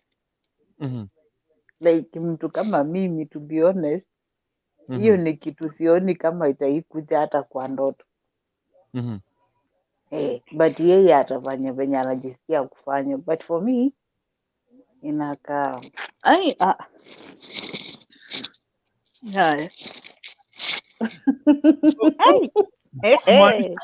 akikwambia na Modesta, nataka kukuramba, leta hiyo miguu hapa, wewe unapeana ramba, huwezi mwambia hapana. Imagine hiyo si usiku ama mtu nyosha, mtu alikuwa sijui ni wapi, ametembea kutoka sijui tuseme kwa mfano ni Keroko, sasa vizuri ndio wake sijui ni Kisii, from Keroko to Kisii hapo kuna safari hapo katikati, hajaoga, wanasema leta hapa. Si kwa nimekushika hapo vizuri pana hata unaona Keroko kwa jengo yichimburi wezingu iziyoro Kiswahili ongea Kiswahili, kuna mwenye asikie. Sasa hata niulize hivi wakati unafungua hata kamba ya mbuzi, unajua lazima unae mkono. Awe mtu hawezi toka mali ametoka, hata kama alikuwa ameenda, lazima ataoga ama anao. Kama ni maji kama ni maji amekosa, sidhani kama atakosa maji ya kuoga. Hata kama ni lita 5. Siwezi lala na mtu ajabu. Upate maybe akaenda akavuta kama ni sigara ama amekunywa kachang'aa mahali. We ulale, nitakuachia hiyo kitanda. Sasa hapa mama jibu general, we wacha mchezo, najua utaniamba baadaye. Sasa kukurikundu hii mambo ya kuramba na hii, it is not comparison and it is not necessary, but for those wanaonanga ni kitu ya maana, wanaonanga wakinyonya nyonyo huku chini ama wakinyonya nyonyo ndio wanasikia raha. Ni maisha yao. Ufanye nini? Kifo cha mende ni vizuri. Hiyo ndio nini sasa? Hapana. Ukirikuta unajua unatumianga maneno zingine mimi sielewi. Kifo cha mende hiyo ni style gani ama ndio nini? Hiyo kifo cha mende tuliwachia mababu na manyanya. Ile ya kuanguka hivi umeingia hapo dakika moja umetoka. Hiyo ni nini sasa? Hapana, hiyo siwezi itikia hata mimi. Mama Chief wa Channel amekuja. Thank you so much. Thank you so much. Thank you. I love that. Ukurikundu. Eh. Hiyo kifo ya mende hata mimi siwezi. Mtu Hata mimi siwezi itikia kifo cha mende. Hiyo ni watu wa kitambo hiyo. Hiyo ni mababu na manyanya. Hebu nisikie venye Kurikundu anasema. Kifo cha mende ama kifo ya mende ndio unalala unaangalia juu. Mwingine anakuja anafunika kutoka juu. Mende akikufa anaangalianga juu kama amekufa na miguu inaangalia juu, kila kitu inaangalia juu. Amen. Akimtafadhali nipunguze kwa hiyo nyumba. Hiyo nayo hapana Kurikundu.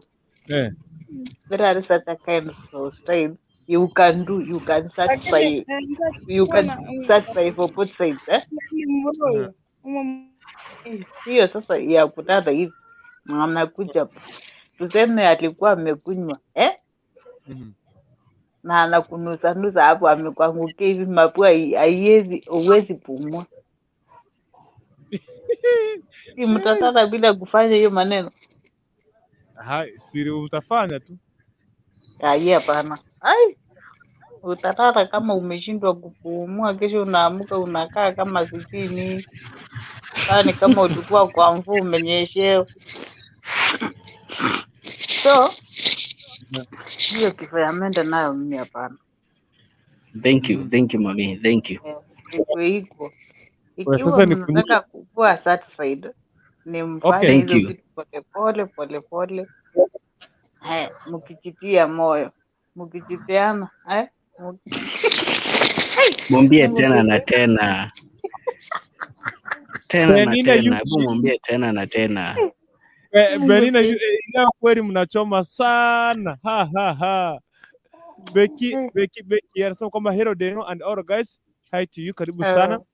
Betty Cherotich amekasirika hapa, amempiga kasumai. Yaani mimi nitatapika. Yay! Mama Chief wa Channel, are you back? Kwani ulikula nini? Okay, hajarudi. Sasa before akuje tunaendelea kusonga tu one by one. So ukilamba, imagine let's be realistic by the way. Before nipatie teach. Imagine mtu ametoka mahali umetoka, umetembea mahali umetembea, mtu anakuambia hata nani. Mguu hapa ni mnyonye kwanza. What if in the case unaramba tu hivi na ile nini aanze kukumwagia kwa mdomo. Sasa Mungu anakuona. Hello. Pero. Hey. Pero. Ngoja nikuulize Kurukundu. Nipenda Mungu. Kurukundu. Hata ukitoka kwa shamba uoga, ni ukweli? Thank you so much kwa hiyo jibu nimekuuliza na Mwanamke, si ndio? Before uingie kwa kitanda, mtu ufanya nini? Unafaa kuoga. Thank you. 4 times a day unafaa kuoga. Thank you mami. Mwambie tena na tena. Sasa ukiingia kwa kitanda, unakaa. Muniruhusu nataka kila mtu aongee ndio tuanze kuongea sasa. Pero aongee alafu sasa tusikumura sasa na Dr. Love everybody ndio achangie. Naomba tupange daddy. I'm waiting for my section. I'm just waiting for it. Yes. So ruhusu mimi nileta Chero teach.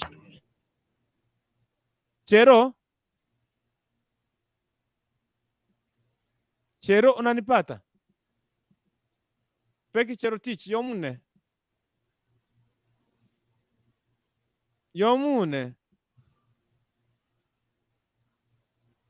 Chero teach.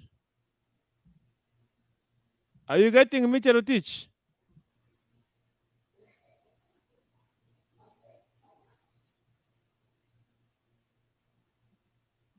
Chero teach unanipata?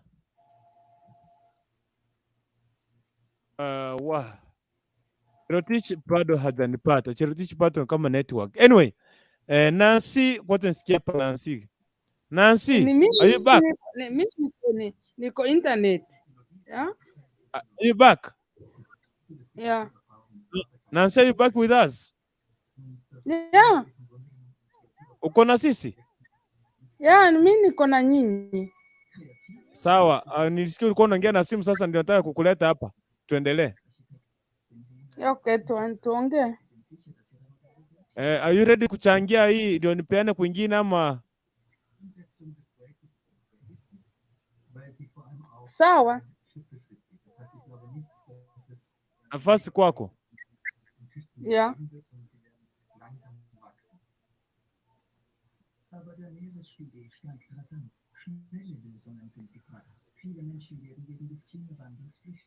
Okay, anyway. Kama Nancy ni kama utupati by the way. Let me come back to Wapate vizuri, si wapate vizuri kabisa. Okay, unanipata sasa? Yeah, nakupata. Nasema sasa karibu hapa tuchangie hii. Wewe unapenda kulambwa, unapenda kunyonya ama unapenda kufanya nini? Kifo cha mende?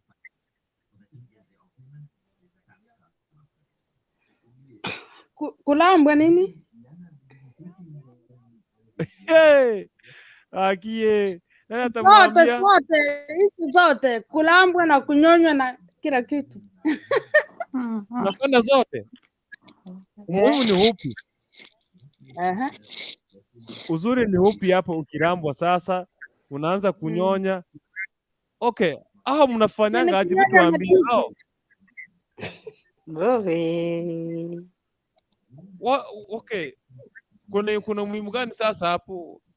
Isi ni madini ya mtoto kunyonya? Mtoto ana what? Okay, take us through in a short period of time. Tupate mafunzo kidogo. Mafunzo kidogo ya dakika 2 nafaa kufanya aje? Mimi nakuja Kenya Disemba. Nitawaambia Alex. No. Utatuambia.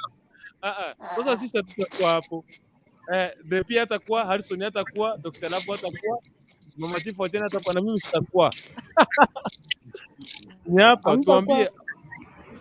Sasa utatuambia, si ni hapa unatuambia. Okay, anyway, naelewa. Wacha ni basi. Ukienda kwa kitanda ni kunyonywa tu. Hey. Unanyonya? Na kama ndiye alikuwa amekojoa huko nje hajajipangusha, unanyonya. Unakojoa.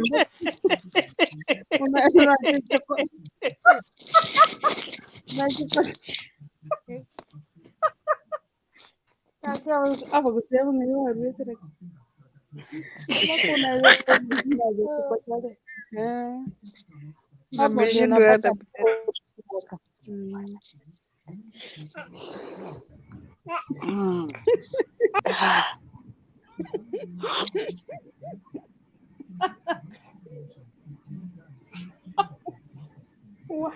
Okay, anyway.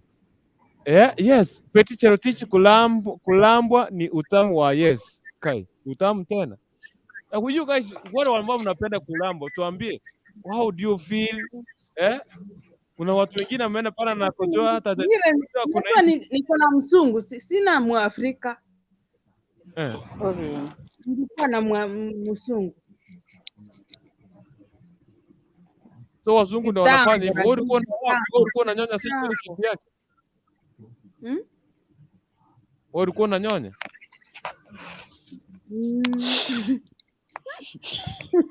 Ndio kwa kero misigo wandaze kemba kali. Garosta.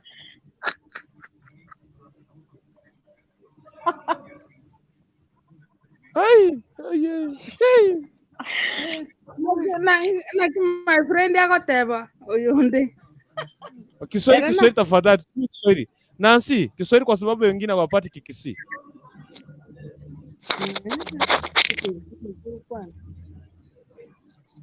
Anyway, Alison, Yes. mimi na Debbie tumekataa na Kimonto Mondesa tumekataa. Hakuna kulamba, hakuna kunyonywa. Sasa hello. Umejua ni kama uniambie ulambishwa asali siku ya kwanza. Wakati ulikuwa mdogo ulikuwa unajua utamu wa asali? Utamu wa asali? Bana. Haukuwa unajua utamu wa asali mpaka wakati uliilamba, si ndio? Mpaka lamba ya. So ni kama saizi sasa kuruku ufanyiwe hivyo. Yaani mpaka saizi wakati umelambwa ndo utaijua utamu wa kulambwa ni kusema nini. Majua tumezoea, majua sasa tumepata mababu zetu wakikufa kama mende, mashosho wetu wakikufa kama mende, si ndio? Kama saizi bajo kuluku saizi ukianza kutayarishwa ukianza kutayarishwa it takes time, ni ukweli? Kama sasa tuanze umeingia kwa nyumba, umeoga umeanzia pale kwa kiti, si ndio? Umevurua shati, umevurua trouser, umebaki na boxer, si ndio kuruku? Ila wakati umebaki hapo na boxer hapo unapigwa kisses pole, anaguza mizigo pole, una feeling aje? How do you feel? You feel excitement, si ndio? Mimi hapo sijawahi kuwa hapo. Mimi ni wale wa kutoa nguo kuangukia na story inaisha. Sasa wewe hujui mapenzi ni kusema nini?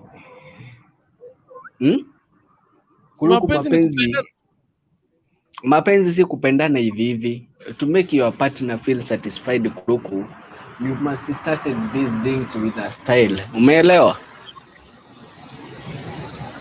Na kwanza na style kuruku ni kusema nini? Wakati umeingia kwa nyumba unatayarishwa. Mambo ya kutayarishwa ni kusema hivi kuruku, unaingia kwa nyumba, unatolewa shati, unapelekwa maji kwa bafu, unashawa, unatoka hapo. Ndio huyo unakula vizuri. Unajua mwanaume lazima kuwa ameshiba tumbo. Hapa hakuna shida. Kitu kingine sasa ukifika. Ngoja. After that unaanzia pale kwa kiti. Hiyo ni wakati wa raundi saa 4 saa 5 kama umelala, watoto wamelala, umetulia pale. So pale unatolewa shati, unatolewa trouser, ama kama ulikuwa na kinyasa unatolewa, unabaki na boxer. Umeelewa? Pale kuruku unapigwa kisses zako zile muhimu. Anakupiga kisses kwanza kwa mdomo, anakuguza kifua, anatelemsha mkono pale chini karibu na boxer, anashika mzee. Huyu anaitangwa mzee wa boma huyu niye mzee. Kama hazi amuka wewe una huko mzee wewe. Umeelewa? Kuruku unashika huyo mzee, anashika huyo mzee vizuri, anasimama. Anaanzia kwa kichwa hapa kwa bottom, hapa kwa head, anakupiga kiss, anatelemka hapa kwa kitovu.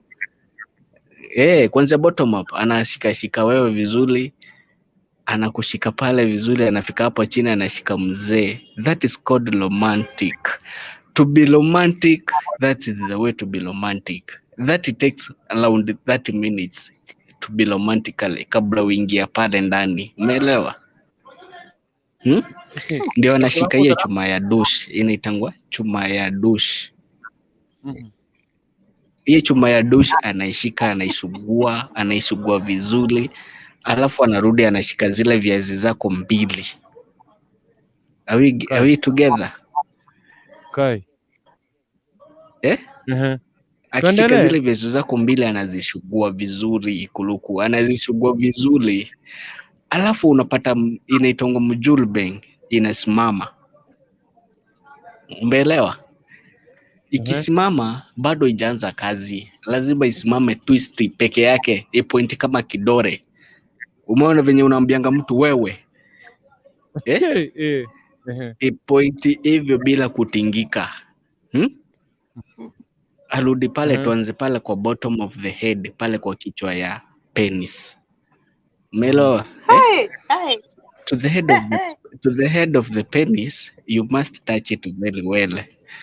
Uishike vizuri. I think like kuruku, unaona pale penis zinakuanga na head.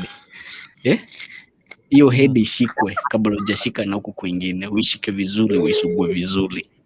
Umeelewa? Aisugue vizuri. Until it turn its color. Uwe inatanenge its color. Inakuwa kama wewe ni wa black au chocolate, inakuwa red. Umeelewa? Kuruku. That's something ndo katika lazima it like ni kama inawaka. It's like like iko very sharp.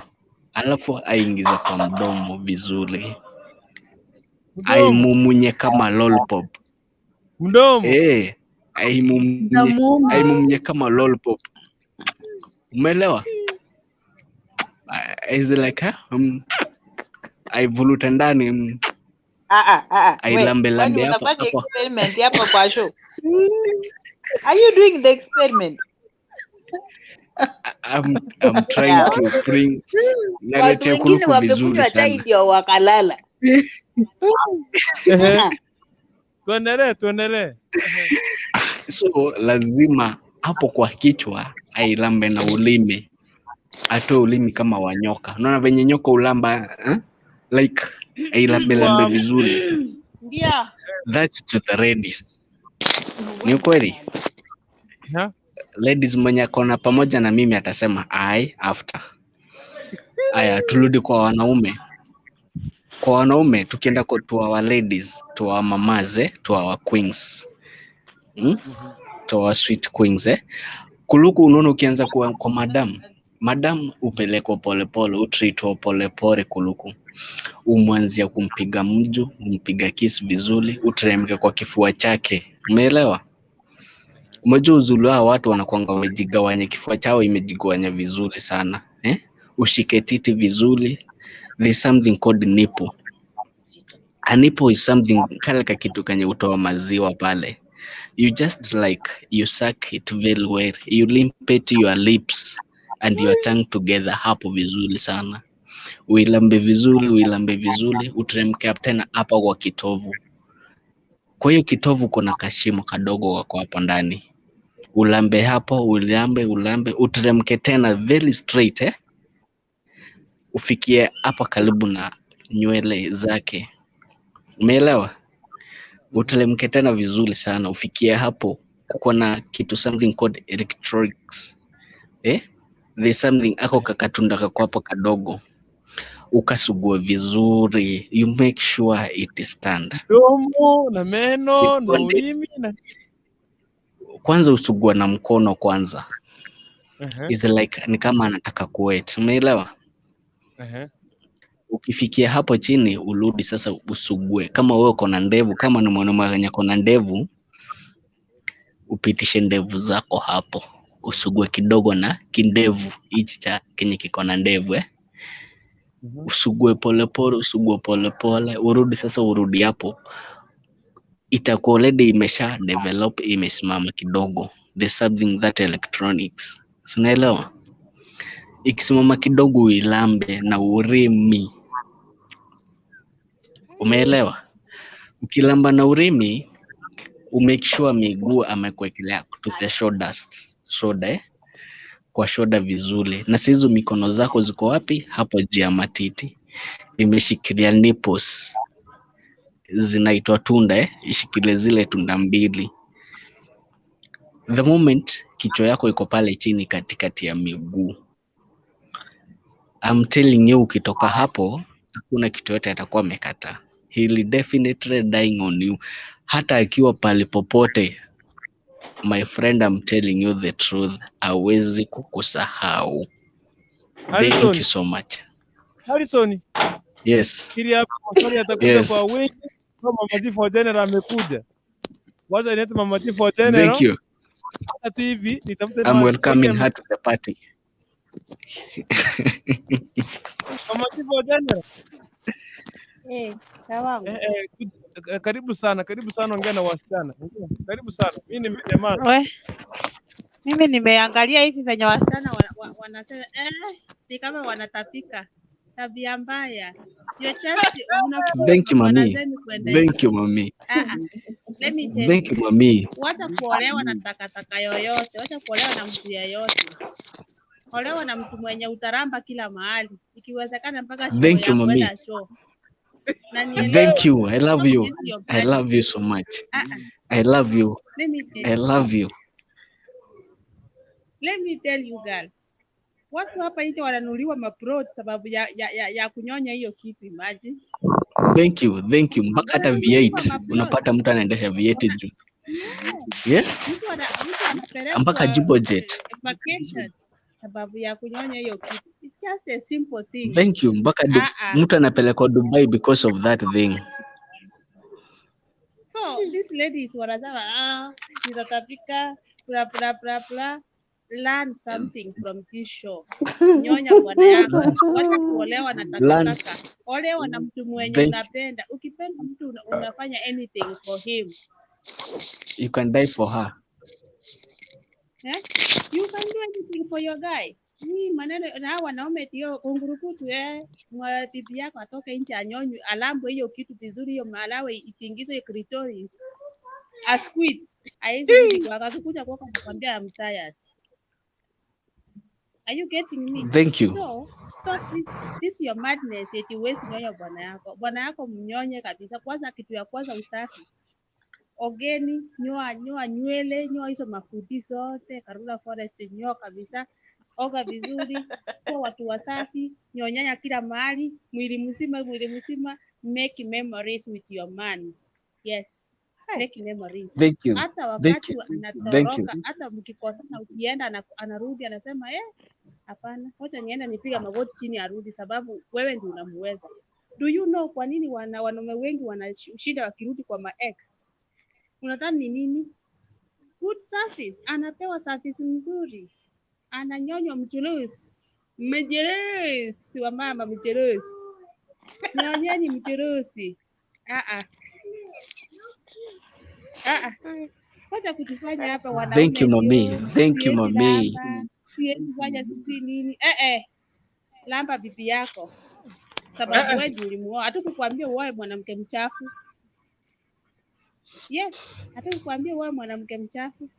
Ukiwezekana leta asali mwaga nini lamba. Lamba sasa uanze kulamba polepole. Ikue tamu. He's helpless. You know, when you do all these things, you are enjoying, he's enjoying. You are making memories together. Tufanye eti kuna mtu ameekelewa eti unafanya because mtu anafaa kufanya. Unafanya because you want to satisfy your partner and he want to satisfy you. So ikiwezekana fanyeni, but kitu ya kwanza please watu waoge. Mwache kunuka pupu.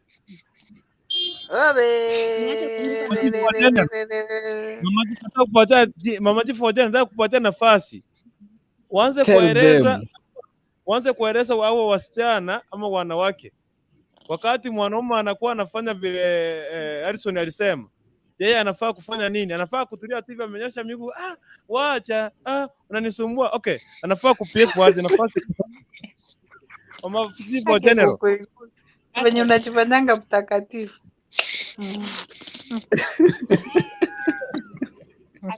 Nani please? Let me tell you. Mimi amunijui. Mimi you don't know mmoja ni ananijua hapa. Let me tell you. Ama wenye wananisikiliza kwa show mingi. Let me tell you today. Kitu ya kwanza, get married to someone who understands you. Mwenye unapenda, damu yako, your chemistry between you and the guy and the woman inafanya vizuri. Mnaelewana kabisa. Kitu ya pili, muwe watu wenye ni wasafi. Kuna watu wenye mnanuka midomo hapa hata uwezi kiss your woman. huwezi ama bwana yako haisi kakukisi, hata mkilala na yeye anapeleka mdomo kwenda kando. Hiyo ikome kabisa. Watu wa brush meno, ikiwezekana tumia mouthwash, gargle kabisa, ukue msafi. Kitu ingine, kunywa maji mingi. Unajua hii maneno ya kunyonya mchurusi na kulamba hiyo nini hiyo mnaita aje? Sasa atatumia jina gani because we have to measure that name mpaka tumalize. Mtajiita aje Kea? Harrison? Wewe sema tu asali, kulamba asali. Electronics. Asali. Hapana. Okay. Kebombo. Kapeti manyoya, kete kapeti manyoya. Hapana. Eto is bombo.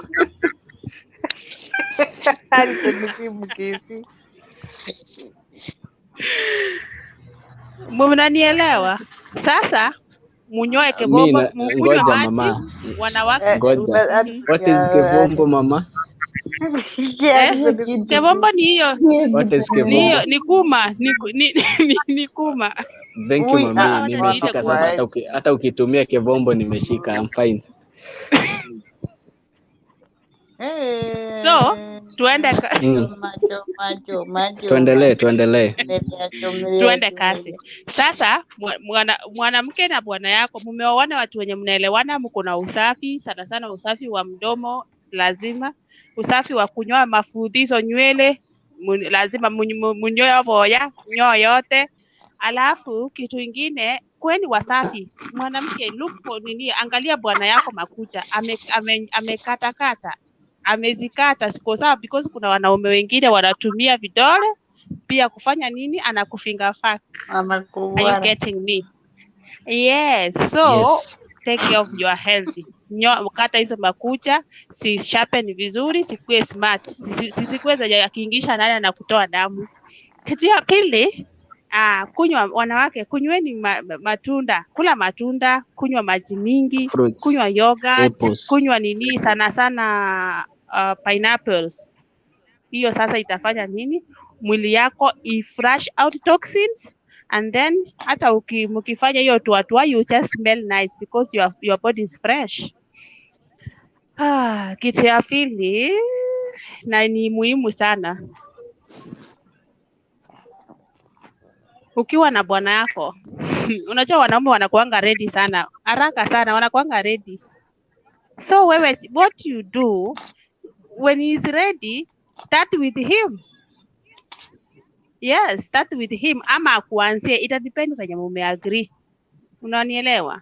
So akikuanzia bado jua, teach for that is a fair game. So kama amekuanzia wewe mwanamke, akimaliza hata wewe fanya nini, teremka chini. Lakini napendanga mwanaume akianza, because wewe ukimumalizia ni kufanya nini, ni kupanda juu uanze kuride. Mnanipata? So mwanamke ukifanya nini, mwanaume akikumalizia na wewe umfanya nini, umunyonye vizuri vizuri, unashikilia hizo nini, hizo balls vizuri, ikiwa mwende yako kama ni msafi, weka hizo balls, hata hizo balls kwa mdomo. Mimi sijasema muume kwa bwana zenu, nimesema tu kwa mdomo pole kidogo tu. Unaona, kupressure him, yani unampea ile yani ka feeling hapo katikati kwa mchulusi na nini, na hizo 2 balls kuna line yenye iko kama yenye imeshonwa na usia kiatu. Hiyo ndio nini, hiyo ndio sana sana wanaume wengi hiyo ndio inakuanga cheese spot ya mwanaume. Hiyo kitu ndio nakwambia uiguze vizuri, hizo balls zake vizuri, balls nechingeti wali siko gali chimbi. So musiguze vizuri, nyonya hiyo kitu polepole, sijasema umuume, unanyonya vizuri vizuri vizuri vizuri, unanyonya vizuri vizuri vizuri. Unamuuma nini? Unauma bwana yako, unauma asali yako ye utakuwa unapata kila siku, unauma your daily blend.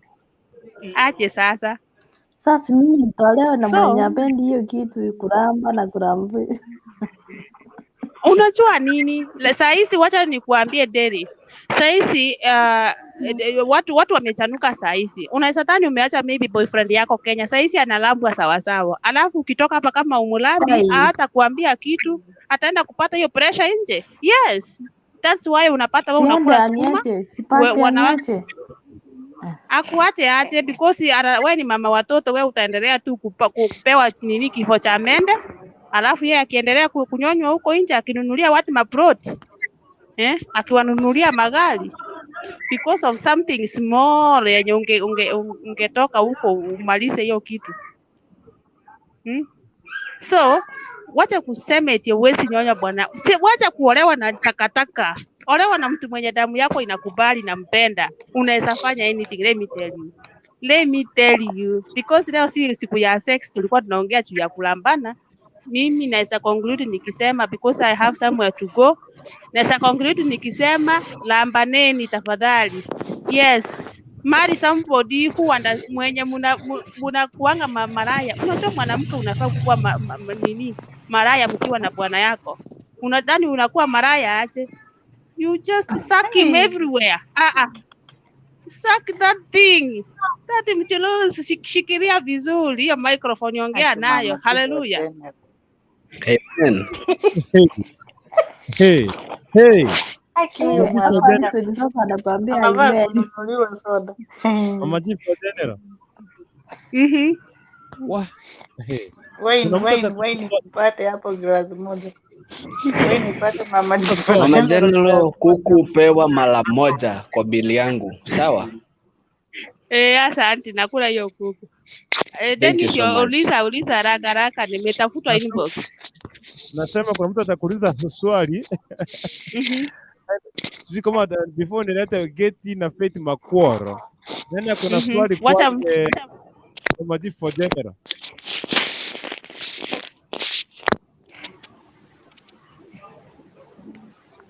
Wacha mimi niulize.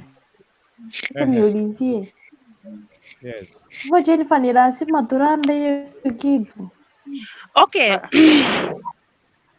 Unajua wacha niseme nyinyi wote hapa you are not married, okay? You are single. Si ndio? So what I would like you to do, the earlier the better. Mapema mbia, unaanza hii kazi mapema, because kuna mali itafika, maybe umeolewa wewe, umeenda kufanya kifo cha mende na doggy style, ndio sababu ndio najua mnajua hapa nyinyi wote amjui style zingine 40 kwenda nyuma. Wewe unakanyagia chini nini hiyo? Si wote wanataka kuolewa mama. Maisha ya kuolewa ni kama kutembea barabara ya vumbi. So for example, you want to get this pressure. Unajua kuna wanaume wananunua wanawake wanaenda kuwanyonya mchuruzi. Unajua hiyo kitu? So the earlier the better. Kama for example, acha na Modesta hataki kuolewa. Wewe kama unataka kuolewa, be crazy mapema, so that bwana yako akujue, your boyfriend akujue that this lady anapenda hivi. Sababu wezi aisi akakuwa umalize na yeye mwaka mmoja ndio uanze kumwambia nataka kunyonywa, nataka kulambwa. Hapana, atakuuliza nani amekufunza. So mapema ndio dawa yake. Okay? Mapema ndio dawa yake. Kama ni nyonyana. Lakini ujue kama ufanyi hivyo, aende hizo afanyiwe hivyo, maana utakula mboga yenye ina mafuta for the rest of your life. You will not enjoy, because anapeleka pesa nje bahali ananyonywa. Ndio maana wacha nikae kwetu na kule mboga bila nyama. Yes, lazima mngule nyama yao. It is something small. Hii kitu kidogo tu. Anakuanga na majibu kwa kila swali. Hata ndio unajua nimeshangaa. Takuwa na kuchokoza you make it mjadala inakaa more better. Kazi yangu ni kukuchokoza tu.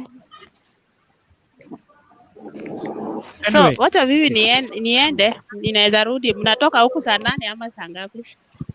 Hatujui vile tunaenda. Urudi. Pardon ndio tumeanza. Wacha niende. Kuna mahali nimeitwa saa hii, wacha nirudi. Dennis anajua mahali naenda, so I'm coming back. Yes. Okay. Sawa. Before tuende pia mtu Natreat yeye lazima vizuri unajua sana. tuko round 1. Yes, mute mic. Hudson mute mic. Tuko round 1. Stiz. Round 2 tunarudi, kila mtu lazima azungumze. Hapa niko na wenye wajazungumza, Faith Makwara na Frederick Joshua. So Frederick Joshua, mute mic yako. Nataka kuanza na Ruth, ndio nikuja kwaka Faith Makwara, ndio nikuja kwaka Frederick. Tukimaliza tunarudi sasa, tunaanza chumba na nakuja mtu wa pili anafuata hapa, anaitwa wa kurudia, anaitwa nani? Anaitwa Nancy, ndio nikuja Modesta, DP ako pale. Love, tuko na daktari wa mapenzi ako hapa, atuambie mapenzi. Igeti mambo, jambo.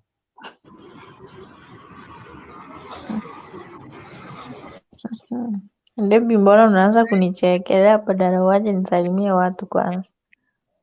Piga yeye. Mami, sisi kuchekelea na ngoja tu uongee. Mambo poa. Hii watu wengine hamuitiki ama hamtaki salamu zangu? Mute mic zetu. Poa. Tuko poa, ni vile tumemute mic. Na mfungue kamera, si mnaona mimi nimefungua yangu? Hatukuoni. Uko wapi? Ndio hiyo. Anyway, Gurutu, topic ni Nione gani? vile Geti unaongea. Atafungua kamera Mimi na anasema niachane. Karibu sana. Gurutu, niambie topic sababu siku hizi notification yangu iniletee nini. I'm asking hivi. Je, kama mwanamke ni muhimu gani upo wa kulamba ama kunyonya sehemu za siri za mpenzi wako? Kuna umuhimu gani wakati unamnyonya? Kuna umuhimu gani? Sasa leo nikienda kuoleka na mpenzi wangu akinioa, nitawaletea like 1 hour au nitawaletea niwaambie umuhimu. Kama nimleta awaambie. Leta tuambie. Wacha nikuulize. Wewe umewahi lambwa? Hapana. Ndio tunaenda kujaribu kufanya practical. Saizi nasikia tio.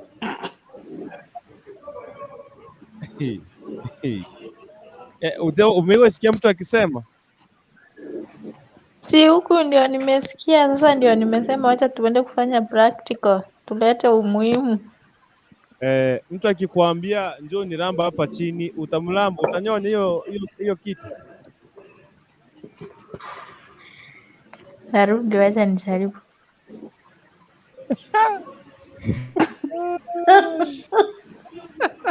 Usiende. Unajua hiyo ni njia ya kutaka utoroke. Huyu ametoroka. Wacha hapana mami.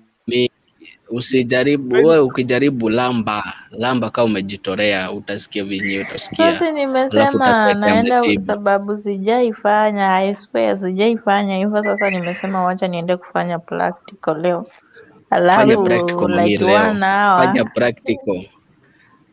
Like 1 hour niwaletee umuhimu, niwaambie umuhimu. Thank you, just to do it. Faith Makwara, funga mic. Mambo. Naam. Iko vipi? Poa sana. Mjambo lakini. Hatujambo sana. Jambo. Mimi nashukuru Mungu niko mzima. Na nawaona pia mko wazima kabisa. Naam, tuko wazima, karibu sana. Mwasemaje huko? Mwasemaje? Ni nini kinaendelea? Nimekuja kuchelewa. Sasa hivi tunauliza, je, kuna umuhimu gani wa mwanamke au mwanaume kulamba au kunyonya sehemu za siri za mpenziye? Au kuna ubaya upi?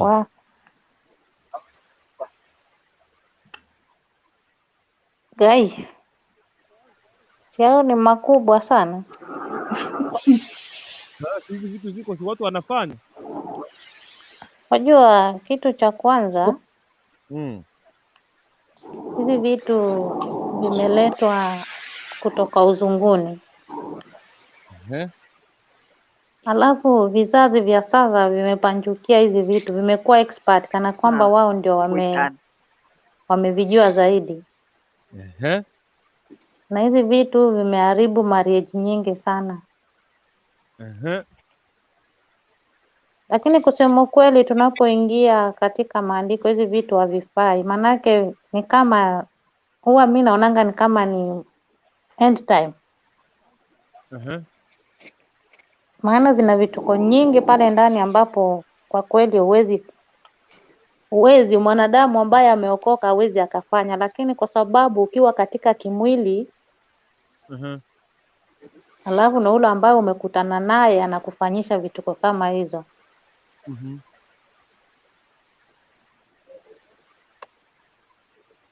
Kuna umuhimu wake katika kimwili, lakini katika kiroho havina umuhimu vyovyote.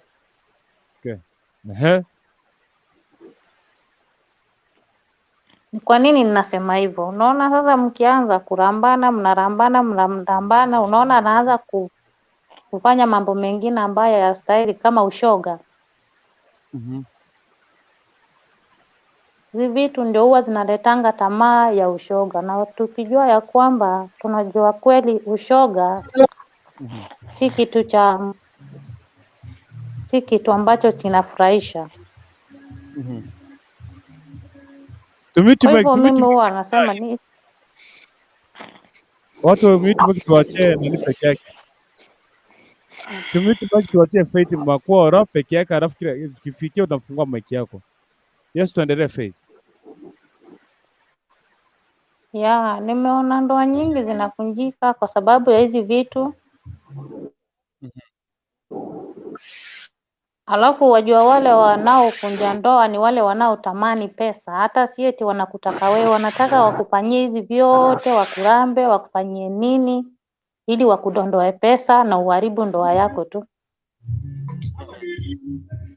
Ngoja. Sasa umepata Kidogo. Tafadhali, wacha tu niseme hivi. Naomba tafadhali tufunge microphone kama unacheza music. Unajua hii tuko YouTube. Na ukicheza wimbo wa mwenyewe uko na copyright, kuna vile tutafungiwa studio. So ndio maana tuchezange nyimbo hapa. Ninaomba tu tufunge mic kama niwafungie mic. Peti tuendelee. Sasa unaona kurukuntu, nikianza kuchukua mume wa mtu nikamfanyishe vituko kama hivyo, na ilihali mke wake kule wameokoka, wanafanya mambo ambayo yanayostahili. Nimemwingisha huyu mume wa mtu kwa dhambi. Lakini ukiwa na akili zako timamu, nami niko na akili zangu timamu, kwani lazima tulambane ndio hiyo kitu ingie ama ndio tupate watoto? Wazazi wetu, babu zetu, hizi vitu hawakuwa wanavifanya, lakini ni vizazi vya sasa ambavyo vimeingia digital. Ambavyo tunaita kizazi cha nyoka. Ambapo kinatawaliwa na hisia za mapenzi. Mimi sioni umuhimu wowote. Maybe nikae kwa benchi nisikie wengine pia. Asante sana. Shikilia hapa. Asante sana. Usiondoke. Naona hapa kuna watu wanajaribu kuingia, na waambia full msiondoke. Wana ambao mnajaribu kuingia mtapata nafasi. Kuna mtu nani ametoka hapa ameapea nafasi. Kuna mtu ameondoka hapa amepatia nafasi. Twists. Watu warudi hapa, watu warudi. Linki iko hapo, kuja. Yule mwenye alikuwa anapisha kuingia naona kuna nafasi imepaki. Yes, Matara. Sasa nataka kuingia kwake Joshua, ndio niingie kwake Matara. Joshua, Frederick Joshua, tena kufungulia mic. Tena kufungulia mic. Frederick Joshua, naona nimefungua mic ama wewe ndio ulikuwa umejifungia? Frederick Joshua, unanipata? Joshua Frederick, nongi wete. Fungua mic.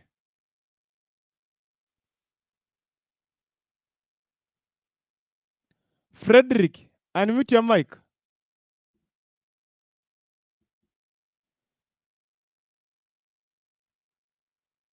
Frederick, okay. Brian, unanipata? Fungua mic yako Brian. Good evening. Funga muziki tafadhali Brian. Naomba ufunge muziki. Sawa, it's okay. Karibu sana. Dan pause, it is a what? A dead case. It is a dead case kulambana. This is a new generation. Okay.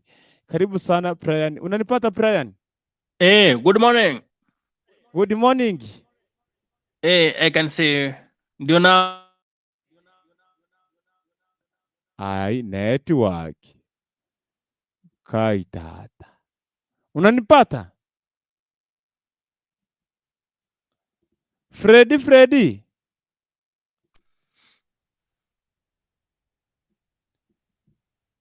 Freddy, unanipata? Di kurutu. Oh.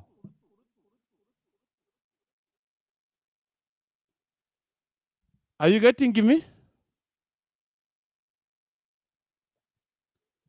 Brian Matara. Okay. GRDGCV.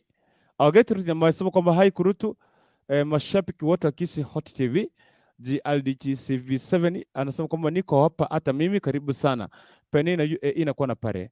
So Brian, unanipata? Brian.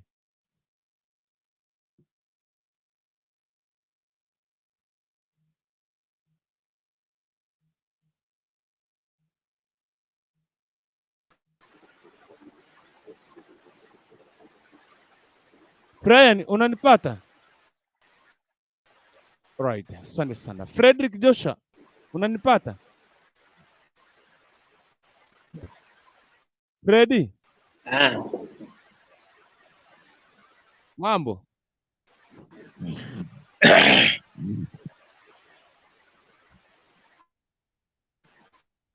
Freddy.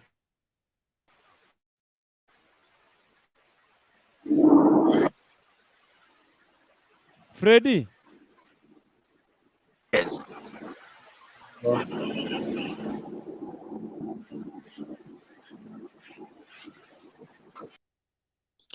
Di kurutu. Oh. Network dane mbe. Yago sumbwe lakini kwa waswele karibu sana. Bakabana barare. Naenda wakie biroa West Manera. Asiki. Kiswahili sababu ya akina nani hawapati kikisi, tafadhali. Harrison Kenya kikisi ndio hapati.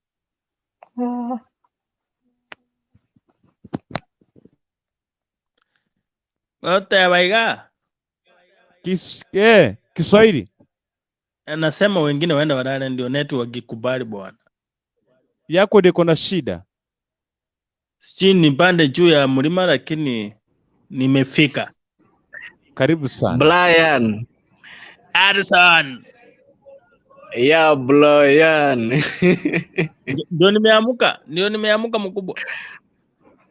Si ungesema nikulete ka Red Bull usilale. Nilianza kulala saa 12. Usingizi imeenda. Kumbe nikipita YouTube nikaona TV imeanza kazi. Kwani uliimwa na sese fry? Sasa unajua kunaendanga hivyo. Nataka kusikia speech yako na usiniangushe Brian. Today I'm with you na kushika bega kwa bega. Leo ilikuwa nini? Abu uliza boss akwambie. Mwambie. Wacha Harrison sema, Harrison mwambie tu nimekuruhusu. Oh, Blayo. Hey. Ati hii mambo ya kulambana na kulambwa unakubali ama ukubali? Ya kulamba nini? Ya kulamba nunu na kulamba wa mjurus. Unatumia lugha ngumu. Oh, nasema hii ya kulamba penis. Hapana. Na hii ya kulamba tamu ya mama. Unakubali ama ukubali? Kanisa yangu ikubali. Mimi yangu inakubali Brian. Hiyo kwanza unasima sitima.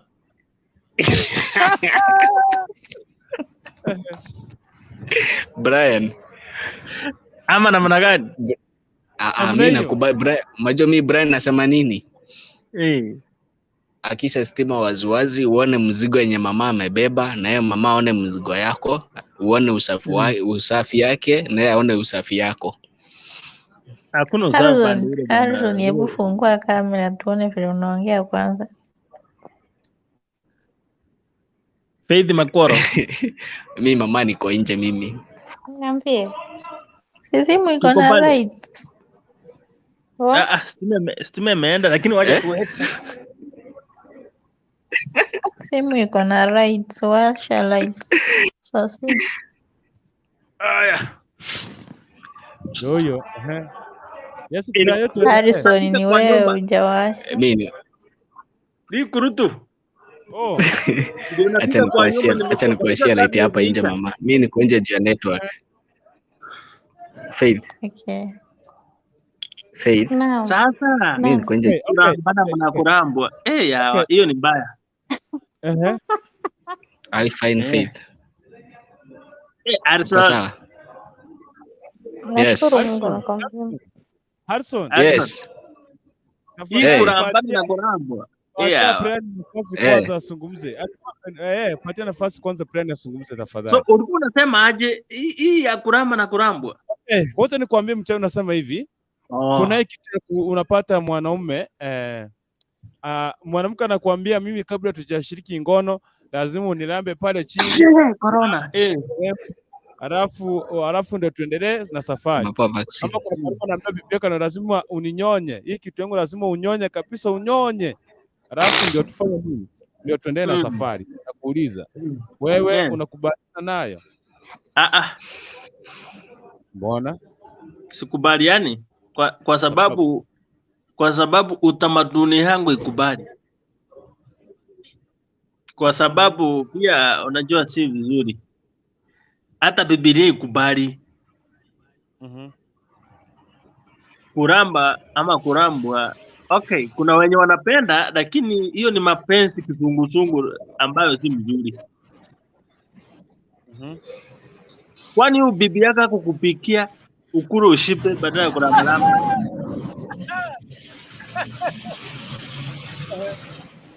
So at times it is made for the youths, lakini wenye tumefika junior wazee tumesahau. Lakini when I was in secondary nilikuwa na ramba lakini I came to realize it's not good. Sasa bata umeanza unaangalia unasema utaramba ngapi? Ikurutu utaramba ngapi? Utaramba ngapi kama sisi wenyewe? Sasa Prayo, wewe sasa wacha kukataa. Already ushafanya, sasa wacha kukataa. Tupe umuhimu. Lakini niliokoka. Lakini ulitest, yani ulifanya. Sasa kuramba nayo tuliramba tukienda kwa wasichana ya secondary. Sawa, tupe umuhimu basi. Umuhimu yake inaleta upenzi karibu. Kwa sababu nao Brayo. Baka saizi bado uleta mapenzi karibu. Bwana tumeanza kuzusha bwana, tumeseeka. Nani nimekuambia siku hizi wazee ndio wanapenda hizo vitu. Kuramba. Thank you mama. Brayo. Kitu urambi wewe unasima stima unasema iko wapi? Unapanguza inarudi nomo unamaliza hiyo story. Brian, zime stima si utapata umeuma mguu. Huwezi uma mguu. Hii vitu inajuana. Brian. Mbona ukulie switi kwa giza?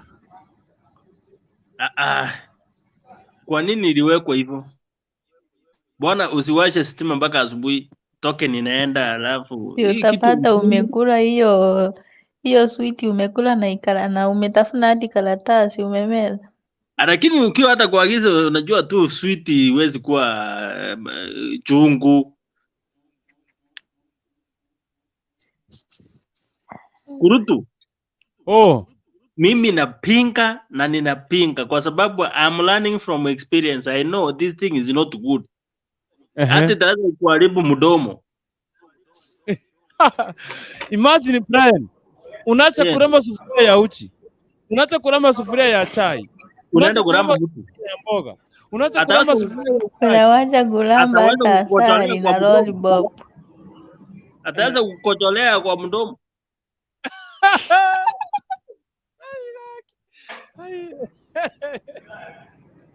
Belina, karibu. Belina, wewe unasemaje? Ni ukweli Mimi wenye wanaramba. mnafanya hayo mambo na waonea huruma. Ile siku mtapata mtu alikula kama Kwanza mimi kuhusu siku hizi mimi ni pasta. Usijaribu. Anyway, Elma amejaribu sana mpaka ameingia. Elma mambo.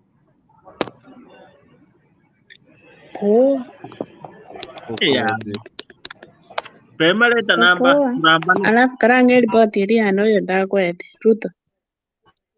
Ikigusiwa ni Kiswahili. akitika kumwinyoria alipiwa simu Nyamira mwanjani. Nilipiwa simu wacha wewe tu.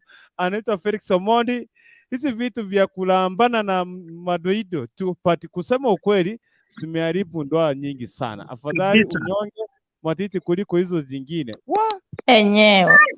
Ni mwangi Mr. from UK show iko sawa, asante sana. Matiti ni ya mtoto. Yani post it is a delicacy kulambana this new generation. Okay. Tuendelee. Derima kwako waki, usinikumbushe simu yangu ilienda Nyamira. Waja mimi niseme. Wanaume walambe hiyo kitu ndo yao. Matiti ni ya watoto wananyonya. Na wewe unyonya. Na wewe ukinyonya sawa sawa. Wallahi wacha niende nilete mpenzi wangu aelezea haya maneno. Mimi ukininyonya hivi nitakukojolea kwa mdomo.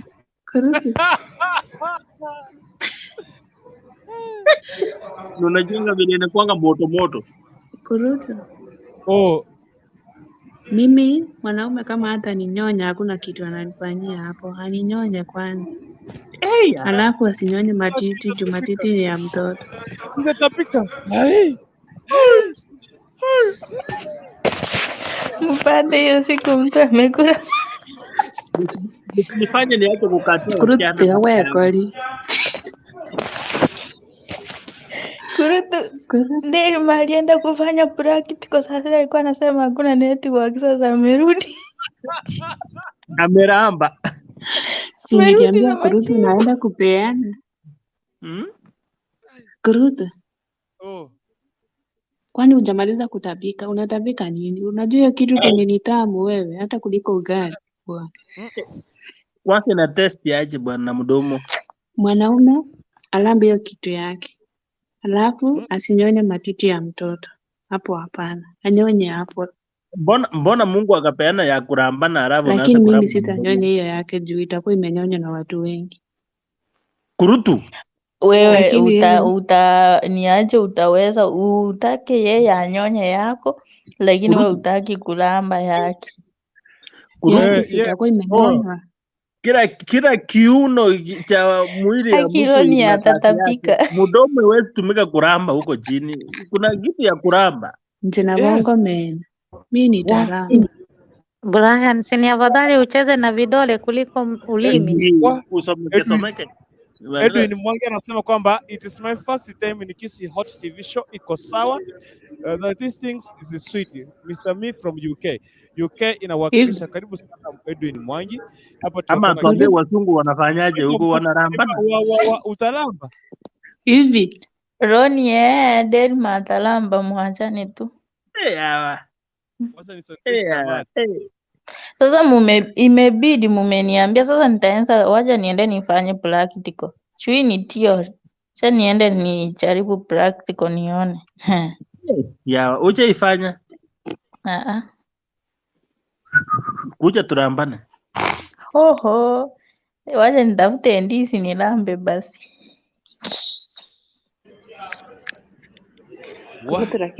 Kurutu lakini hii topic ni gani umeleta? Kurutu change topic Thursday imeanza, leta mnajuanga hizi vitu ndio zinaletanga ushoga. Yeah, by the way, hizi vitu zimeharibu ndoa, wacha tuseme ukweli, si uongo. tunafanyaga Delima, mbona mnafanya mbona Sasa unarambana? mnaiga wazungu, wengine mnaenda mna watch porno, sasa mnasema lazima lazima Na eti hayo ni imagine mapenzi, wale na mwingine watu hata umfanyie hivyo tena atatoka nje. imagine wale watu wametumia madawa, alafu sasa wewe hapa umekulasima sukuma, hata wewe wataka kujiinua eti ni kindume. Alafu Kurutu. Hey, nawe nani amesema mambo ya sukuma hapo?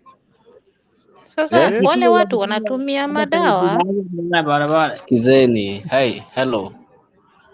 Nataka Mimi naweza sema tafadhali. Nafasi tupate nafasi. Tupatane nafasi kila mtu ndiye asikike.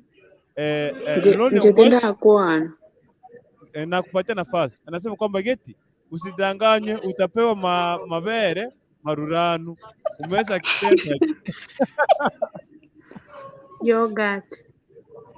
Anyway, mwambie nimeacha. Nani ataongea hapa? Nani alikuwa sema ataongea? Delima. Delima ndiye alikuwa anaongea by the way. Delima ongea ndio tuendelee kuchangia sisi wote. Na uongee Kiswahili please. Mimi sijaongea. Hata mimi sijaongea. Delima, kuna mtu mwenye asikii Kikisi. Kama mimi Harrison. Utaongea. Yes, Delima. Mimi nasema njia ni mingi sana kuliko ya kulamba hiyo. Yaani hata ukishikashika mtu matiti si lazima ulambe ndio hiyo kazi ifanyike sawa. Si unaweza zika place zingine kuliko kulamba. Unajua hizo vitu mnalamba siko na effect. Utalamba kwa muda tuseme dakika 2-3, lakini utakuja kuleta nini? Madhara kwa mwili wako. So kitu mimi nasema ngetinga kwanga pina endongo ongengo uitirira macho. Delima, umeongea na umefungua kamera. Wacha.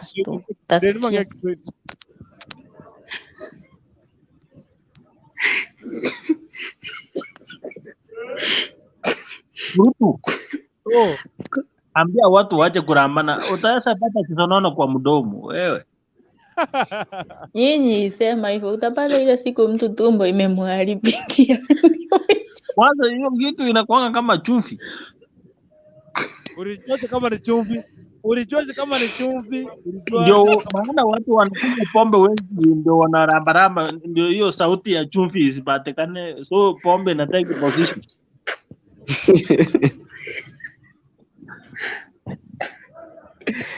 Tutakandwe soe. Okay. Naweka picha. Okay. Delima ni kama amenyamaza, ni kama amemaliza. So nataka sijamaliza. Okay, tuendelee pasi. Na utumie Kiswahili tafadhali naomba tu Delima. Nilikuwa nasema yani njia ni mingi za kukula hiyo kitu. Si lazima unyonye hapo. Si lazima unyonye hapo ndio ufanye nini? Ndio msikie utamu. Hapo baadhi ya watu wenye wanalamba huko utapata mtu amekojoa labda hajaoka vizuri, ama labda hiyo kipati mbaya, awe tu anadhibiti lakini akojoe kwenda juu, so utakuwa umekunywa maji yake, lakini ni dawa. So watu Delima una msimamo, una mbele wala nyuma. Lakini wacha nipea watu, nimeacha jokes. Mimi niambia watu wasilambe hiyo kitu. So kuna style zingine huko unaweza fanya kuliko hiyo ya kuramba. Unaweza na usinyonye matiti. Unaweza pata mtu alikuwa unajua matiti yani maziwa yaishangi haraka. Utaenda kunyonya upate umenyonya maziwa ya mtoto. So kwani ukinyonya maziwa ni vibaya?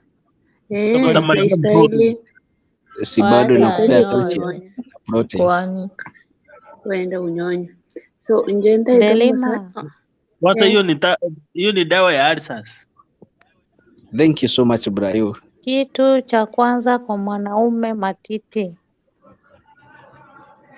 Titi moja ni la bwanako, lingine la mtoto.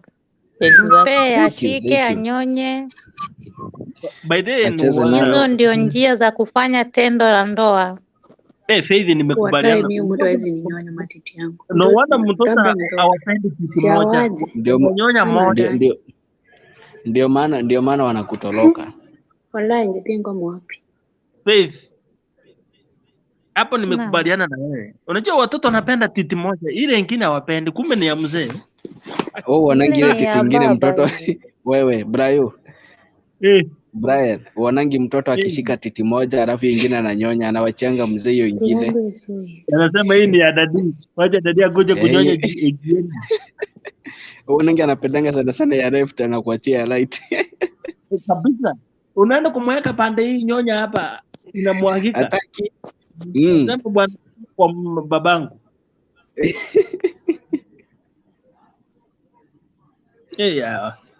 Lakini matiti utaweza nyonya, haina shida, unyonye mdomo lakini usinyonye huko chini. Utaweza nyonya hata venye itakayo kunyonywa. Bro, before you enter to the bed, you must shower. Ni kweli? Hata wengine waogi mpaka huko, wanasahau. Hapana, mwenye ogi akao kama kweli ni mchafu. Wewe si bibi material, si na umepikia ka kitu kwa baa, sasa ukataoga saa ngapi? Kajipake basi huko vijana mapua yako iendeleke. Brian, nilikwambia wachane hii maneno ya baa wewe. Mali safi ni ile kwa nyumba. Acha ni nyingine nitakataka bwana. Mondesta yeye anasema. Hebu tusikie Mondesta venye anasema. Mondesta ako na maneno. Mwambie afungue mic. Ama ameanza kurambana. Ni kama na rambo alisikize venye kunaendelea. It can be part of appetite. Appetite. Yobra bajo, acha nikwambie Yobra, watu wana pretend huko ati kuramba na kurambana ni mbaya, and yet saizo venye wana feel Yobra, they can't even explain bana, wanachekea ndani kama master. Badala ya kuramba furuta na mkono. Yobra ramba kitu bana usikie vizuri. Bwana. Sasa nilijaribu nyingine nikiwa secondary, ili ni discourage mpaka leo.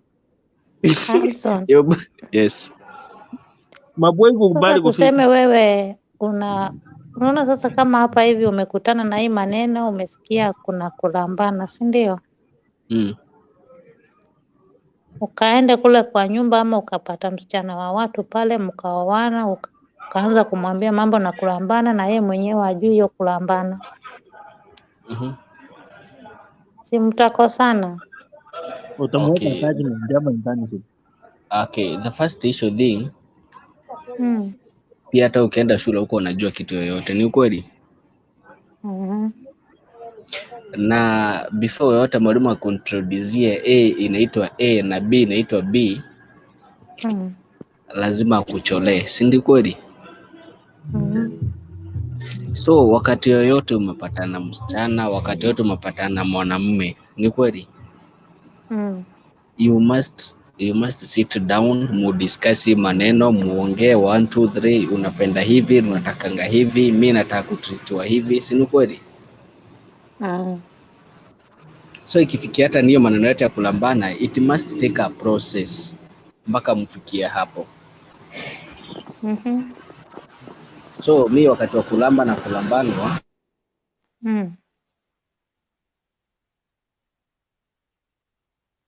ameenda wapi? Ameenda kufanya, alikuwa theory, anaenda practical atarudi. Hello. Tuendelee. So ikifikia hata nile wakati mimi nimekupata na wewe umenipata, lazima we have a discussion on about the way we should live. Ni kweli? So hata ikifikia ni mambo yote nitakulamba na utanilamba, lazima hii ni kitu tukao tumefanya discussion. Kama utaki nitajua mtu wangu hataki maneno, mtu wangu upenda hii maneno. Ni kweli? Ni kweli. Uwezi ate alafu hata uwezi niambia ate leo nitakuingia, kesho hata nitakuingia. You must kuko na ile time unakuanga na feeling. Ni kweli? Hapa Kisii bwana, anytime.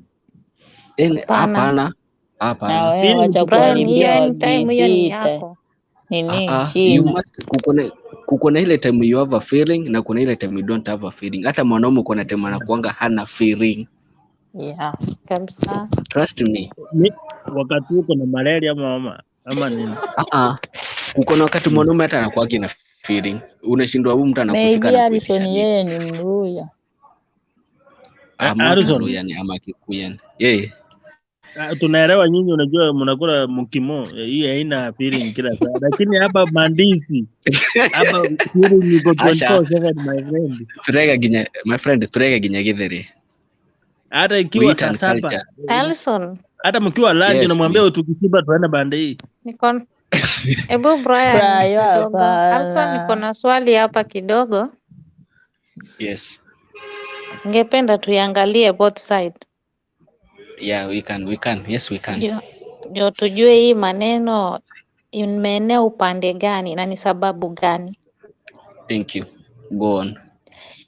Hii mambo ya kulambana, hebu tuangalie wale wanaitwanga commercial workers, wale wa kule nje, wale mipango ya kando ama tuseme wale makahaba. Yeah. Alafu tuingie na watu wako katika ndoa.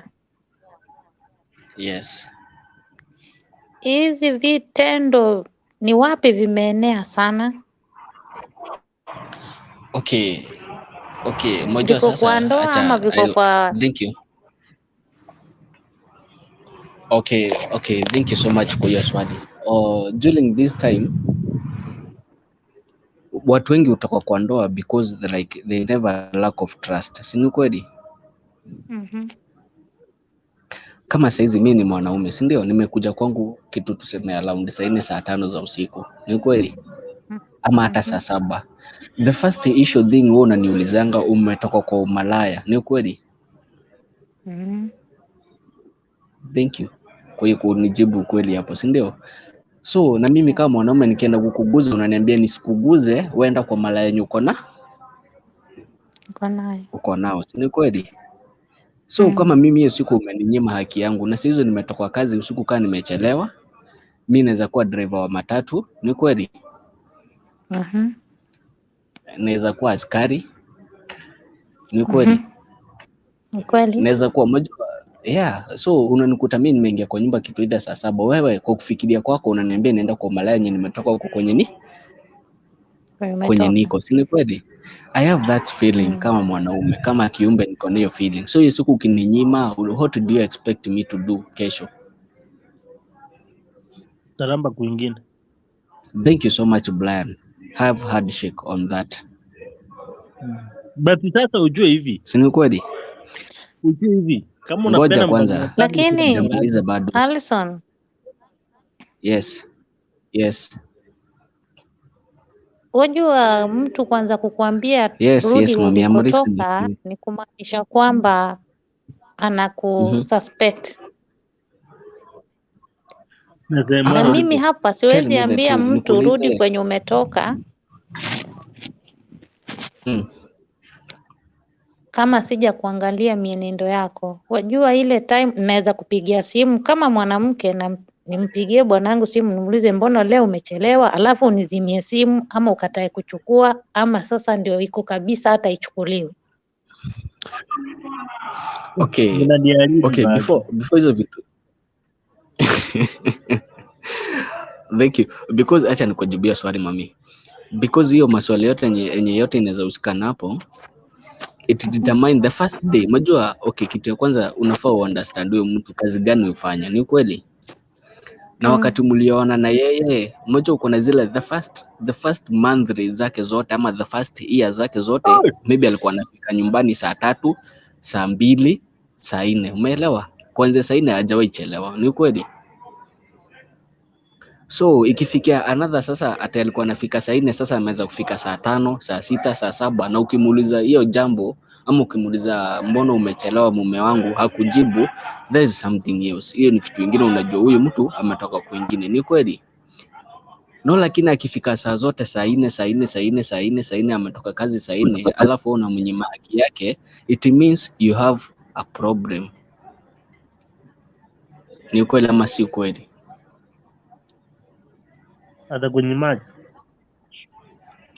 Mojua ladies au wanako wetu, okay, they are just like our babies, ni kama watoto. Ni ukweli? They have jealous. Mojua obvious, wewe huwezi niambia ati your wife haizi pata jealous akikuona umesimama na mwanamke mwingine kuongea hata kama ni dakika mbili. Lazima hajue mnaongelelea nini. Hata mkienda kwa soko mtembea, usimame dakika moja uongeleshwe na mwanamke, atakuuliza babe, huyo ni nani? Alikuwa anasema nini? Ni ukweli ama si ukweli? Unamwambia huyu ni mfanyikazi mwenzangu. Mbona umemwambia mfanyikazi mwenzako? Huwezi mmoja lazima atake kujua mfanyikazi mwenzako kwa kivipi. Mbona anauliza? Brian Majoyo lazima Majoyo, it means he loves you so much. Anakupenda. Majoyo mtu mwenye akupenda hizo kuuliza swali. With my friends you just ask me what? Blayo, Majoyo mwenye akupenda hizo kuuliza swali. Hata ukuja saa 9, saa 10, wewe ulale ama usilale, ukule ama usikule, that's your own problem. Lakini mwenye anakupenda lazima akuulize babe, umechelewa wapi? Lazima kupigia simu Blayo. Akinipigia simu ni sawa. Na you must improve PR. Kwa mabibi tulisema ni PR. Unamwambia mimi nimetoka kazini, nimechelewa, nilikuja na mguu hakuna pesa na ulikuwa kwingine. So the best thing you can do just to uchape PR. But the truth is never ramba anybody you are doing those things outside the marriage. Brian, what is the meaning of a faithfulness? Faithfulness ni nini? Faithfulness. It's very hard for a human to have faith in somebody. Hata mapasta, hata mabadri wa Catholic, they are not faith. Nikuuliza Brian, ukijua nikuuliza Brian, bibi yako anakupa kenye chochote unataka kwa maisha yako, si ni kweli? Kitu gani? Brian. Si Brian, kwani tumale, sikiza. Ngoja, sisemi ati kulamba tena kusema your faithfulness. Brian, to means you are faithful to your loyal partner. It means Brian, pali popote uenda, hata ukienda kazi miaka 5, tuseme 5 months, you still to be loyal. Lazima hiyo penisi yako treat. Haiwezi ati si lazima ikuwe inaingia kwa shimo yoyote unaona unaingiza kidole. That is not mean to be faithful. Blind to mean faithfulness. Yes. Yes, Brian. In the current dispensation of generations, it is very difficult to maintain one for 5 months. If you cannot maintain a whole day, you have a problem. Then you have a problem. It's no problem. It's not a problem. You have it. When you have libido juu, wakati uko na libido juu, hiyo elewa. But the truth is, it happens. Unajua the reason why we are discouraging this kurambana. The reason why we are, hata bibi yangu nikichua nilienda nje ninamwambia leo usirambe hii kitu because wa mama wanapenda kurambaramba tu. Nikuuliza Brian, kwa hivyo usilambe, so it means you have someone else outside. Hiyo ni kama direct, ni kama direct Brian, unamtangaza tu unamwambia ukweli, si wewe peke yako, kumbe kuko na mwingine. Ni ili umwambie asikuwe na hata attack. Brian. Brian Brian. The truth, let me be the truth, Brian. Right.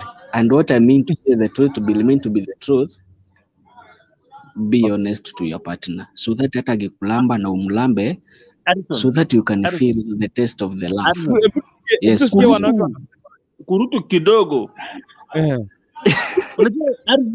Arson is pretending here. Arson, you have not come really, from Brian, am I pretending? You want to say you have one? Brian, tiga gweda Brian. Brian hii maneno. Brian, let me tell you. Mwenye, sikiza, Brian. Kama hujai katwa na panga, huwezi ogopa hiyo panga. Ni kweli? Mimi nilipigwa, nikuonyeshe. Kama hujai katwa, kama hujaidungwa na mwimba kwa mguu, huwezi vitupa ukanyanga ingine. Huyu uzo nilipigwa hapa ilikuwa kwa hivyo kupigania mbona basi kama hivi, alafu kama unajua kupigania demu, what do you mean? Usikae silent na hiyo demu wako basi, mwenye uko na yeye, mwenye alikuitikia, kaa na yeye. I know kuko na ladies which are very very faithful. Ukionyesha hamu kuko na mwenye unaweza muonyesha mapenzi blayo, walai hawezi kukucheat. Trust me. Mkubwa. Yes.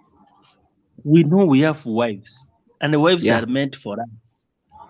But does not say ukiona kakitu kazuri kama Belima useme waja tu ikae. Bana lazima ukaambie Belima ngoja bande. Ama namna. Then you have a problem. Nimeona ametoa picha. Wena gathina Brian, wena gathina, you just have a problem. Angalia vile Belima pana macho mzuri, alafu niambie sasa wewe umeoa. Ni gani bwana? Kurutu ni ukweli. Kurutu. Okay. Kurutu ni ukweli kwanza. Yeah. Delina. Ukweli. Delina. Yes. Hey girl, acha tupatie ugali dem special ongea. Mami hebu ongea. Say something about that. Fungue mic, fungua mic.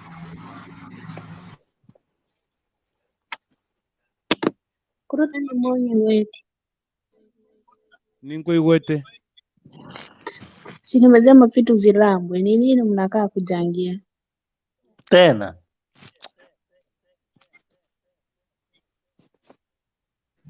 Musilambe mulambe. Vitu kilambane bwana. Uko na shida. Thank you. Watu walambe. Watu walambe. Mami, give that smile again. Shake that smile again. Hebu mpatie Bulayo that smile. Pia Bulayo smile. I love that. Mnyonye. Kurutu. Mnyonye mdomo sio huko chini. Kurutu. Hujaniambia umuhimu, wewe ndio hujachangia mchana. Sasa mimi siwezi changia sababu mimi niko changia. Unajua unaleta mada hapa, hata wewe ukua unajua. Niambie umuhimu. Nataka kukopi kutoka kwako, nijue kuna umuhimu ama ni ubaya. Niache ama niifanye. Sawa, ongea. Kurutu wewe ukipewa utaenda direct kwa hiyo kitu yenye umepewa ama utaanzia wapi? Jo utaramba. Mimi? Thank you mami. Thank you. Muulize tena. Huyu nani ameniuliza swali hili tafadhali? Huyu ni Keti. Kurutu niambie. Kifo cha Mary. Kurutu safari yako utaanzia wapi? Miguu ama kichwa ama wapi? Kwa kifo cha Mende. Masikio. Kwa kifo cha Mende.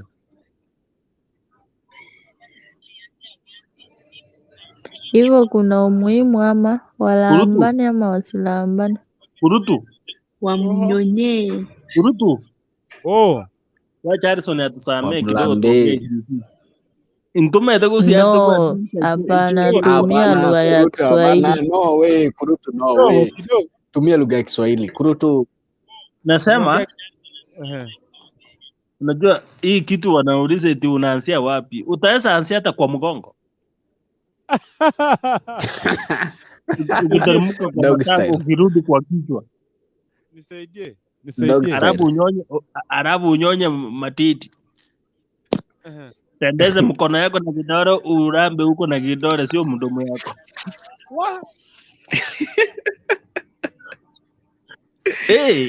Na hizo vidole mtu aoshe vikae safi alafu akate makuja bana. Kuna njia inakuwa safi. Tusemeni in simple terms tusemeni starting from the bottom up. The bottom. What do I mean starting from the bottom? Tuseme starting from the lakini acha niwaambie kitu moja. Niliuliza Kurutu swali, sasa na nyinyi mmeingilia kati hadi amesahau. Wacha nikujibu. Kwambo anasema kwamba Kurutu ambia Derima, nitamwambia. Kwambo umenipotelea sana. Kuja hapa Kwambo njoo. Wacha nikupatie link. Omundi Oseko ndio kufika hapa kwanza. Haujamboni nyote, tuko hatujambo sana, karibu sana Omundi Oseko. Kwambo, I'm looking for you, come on these studios. Link ndio hiyo. Sasa mimi nikikuja sasa siwezi waambia kwa sababu hapa mimi ni panchera. Mimi ni panchera. So nikikuwa people nitakuja niwapatie the well elaborated statement. Sitaki kudanganya. Yes, tuendelee mbele. Nipime kitenge. Pima mami. Ni aje utakuwa Kurutu bachelor na jana unajua ulikuwa umeoa? niambie waje. Nipime Si kitenge jana ama ulikuwa ni umeoa? Jana alikuwa Ala. ameoa, kwani leo alifukuza? Sasa nikaa nifukuza nitafuta ka side chick. Kurutu. Jana ulikuwa umeoa, leo umefukuza ama? Kurutu, kwani wewe ni ndume ilikatwa? Sasa unakuta kupea mtoto wa wenyewe nini saa hii? Lazima unalima tu. Unalima nabo mwambie aende kule kule. Waje kwenda hapo. Mtu anaanza practice. Kwani ujaipata kamoja? Ujaiuma kamoja? Hapana. Nipime kitenge, unitumie kala yenye nitapima. Kurutu nitakuja town. Nikutafutie kamoja huko najua. Wapi? Kurutu, kuna wengi sana huko Embu town. Nisambazie huyu one. Uko serious? Sawa. Hapana, Kurutu enda ujitafutie wewe pekee, wewe usidanganye uletewe. Hao ni wale watakuja kukuuma masikio. Bwana asikuletee wanyweli wenye atanua wewe. Atikwani wewe Brayo.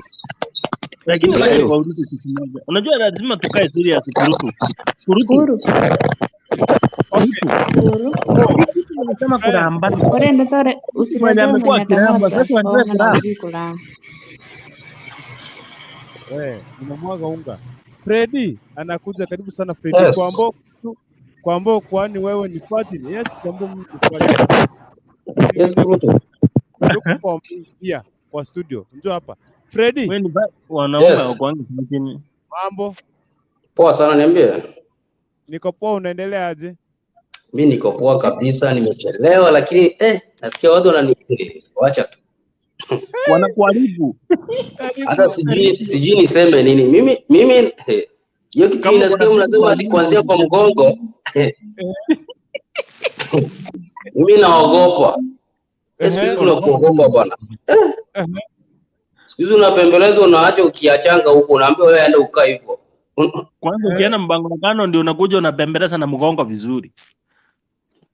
Siku hapana. Unamwambia I love you baby. Na umekuwa ukilimalima hapa hivi. Nakwambia kama mahali imefika siku hizi Kurutu. Ukisikia mambo na mapenzi. Hiyo na ijukuli yangu na ionea nikaa tunataka kuionea view sasa. Siku hizi you do a small mistake unachikuta kwenye unafaa kuwa.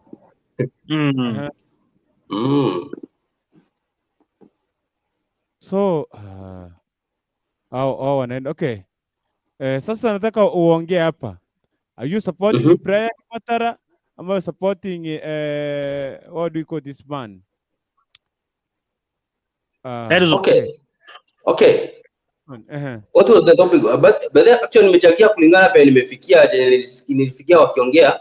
So I'm not going to the topic ni Freddy. Kwa ureke uzi. Eke usingo ikunda. Nora ambe mokao. Osamokao akora ambe Hudson. Nataka Hudson pia yeye aelewe tafadhali. Kiswahili tu. Okay. Hudson ndiye amerudi, tulikuwa tunadhani ya offline. Tulikuwa tunasema sasa ramba bibi yako ama bibi yako akurambe sehemu nyeti. Okay. Unajua? Unaona hapa sasa mimi nasema hivi. Mtu akijaribu kumzugua, volta yonole people nje ndi people Lydia. Lakini unanipata? Nakupata. Sasa mimi nilikuwa nasema hivi. Penye imefikia sasa hivi ni ngumu. Kulingana na yale ambayo tunaona. Kwa kwanza. Acha hiyo. Hiyo sio hoja. Shida imekuwa sasa Kurutu. Hilo unapembelezwa. Ukishafikisha kishampatia na kata. Sasa kukata imefanya kwa watu waogope.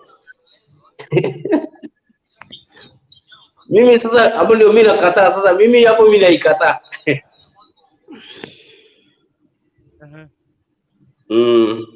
So siwezi kubaliana nao kwa saizi. Watu wawache kabisa. Sasa ya watu wewe kama unajua unaipatia 50-50.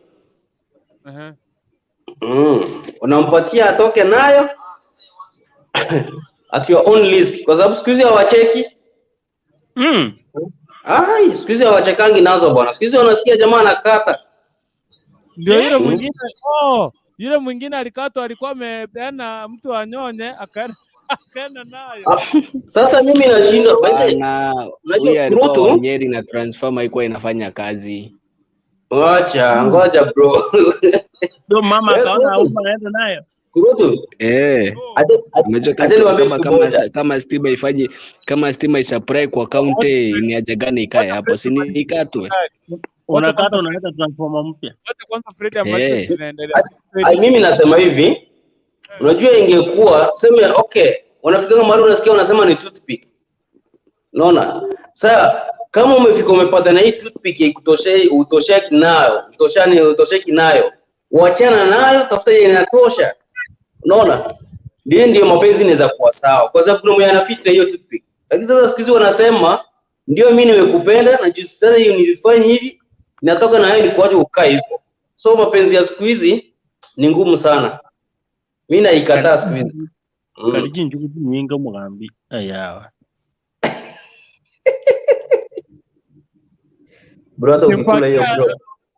Ukimpatia nyonye anaenda nayo. Krizi bwana. Mheshimiwa Chofre anaingia bwana. At your own risk. Ukipeana omba Mungu sana wakati unaipeana, wakati atakuwa anainyonya ndio uangalie ukiwa rada. Ukisikia mimi naenda kufunika mdomo mkataze. Ama chapa kofi. Nani Fred? Hapana nyonya hii kitu. Unajua sasa nyonya upate unyonye acid. Unajua hii vitu ina generate. Akwambia, lakini siku hizi mapenzi mimi ukiniambia ni nyonye usiniambie ni kule maziwa rara. Mimi ndio nimebadilika. Benye imefika mimi story na mwanamke unakula makamasi ya mwanamke huko jini bwana badala ya kukula hata ya mtoto huko juu. Anyway, siku hizi unaendaga ukiwa wewe mwenyewe uko rada. Ukienda kama umelala unaona network imekukwamisha by the way. Geoffrey Jerani Oketo. Habari ya jioni. Nzuri sana, labda yenu huko ya asubuhi. Hapa iko salama kabisa. Hiyo ni mzuri. Karibu sana kwa mjadala. Nimesikia hapo mjadala mnasema ni ile ya kulamba na kulambana. Sasa kuna shida gani? Si watu walambwe na kulambana. Mbona mnaogopa? Wacha niwaambie hivi. Thank you boss. Thank you. Let me tell you this. Wewe kulamba mtu yote na lamba kama ni bibi yako ama your girlfriend, sio anybody else. Thank you. Hiyo mambo ya watu kusema ati utakatwa, kwani unaenda kulamba yote hivi? Thank you. Mwambie tena na tena. Wacha niwaambie hivi. Unajua mapenzi siku hizi things are evolving. Tunatumia ile simu ya keypad. Siku hizi ni touchless screen. Sasa hata mapenzi yamekuwa hivyo. Kwa hivyo vitu vinaendelea kubadilika. Mmejua siku hizi ni lazima huko chini watu wamegundua kwamba kulambana iko na kulambwa iko. Sasa kama bibi yako bwana yako hamna shida yote, bora usiende kulamba chochote. Unajua lazima ukuwe mtu mwenye unaamini ni mtu msafi bwana. Unajua msilambe chochote, mlambe mpate mdomo imeenda kombo. Kwa hivyo mimi sioni ubaya wote kufanya hivyo, na unafanya na mtu mwenye unajua ni bibi yako ama is your girlfriend, sio anybody else mwenye unapata huko nje alafu nataka kuweka mdomo huko chini. Ni hayo tu, mimi sioni shida. Mwana akona swali. Nani akona swali? Watu wakuja waulize. Derima, ndio hapa, fungua mic Derima. Harrison nimefungua. Kemunto, fungua mic. Uliza swali. Geoffrey hapa amesema hakuna shida. Brian, uliza swali hapo, ndio huyo.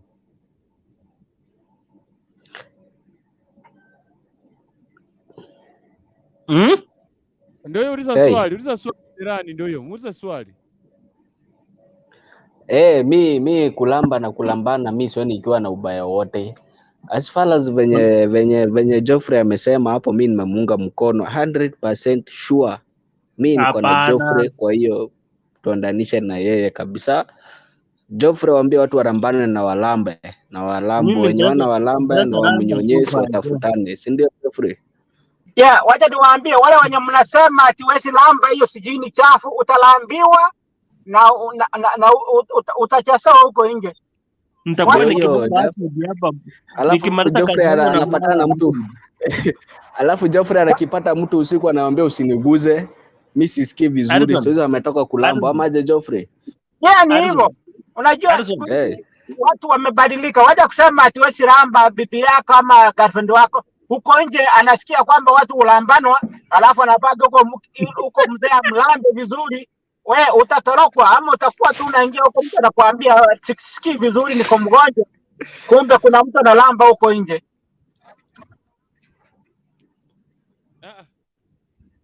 Hapa Derima. Hapa tulisema Derima anaweza Derima. Ulisema aje? Hebu ambia Geoffrey hapa.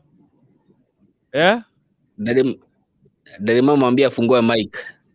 Mimi nilisema vitu zilambwe. Okay, thank you mama. Okay hizo bana. Geoffrey. Salimia Derima sana Geoffrey bana, juu ya kutunga mkono Geoffrey. I think tuko kwa chama kimoja. Thank you Derima. Derima usisubae hivyo, kwa sababu wenye wanasubaa watachesewa, watalambiwa na watakuwa wanalia kwa choo. Unaona Geoffrey?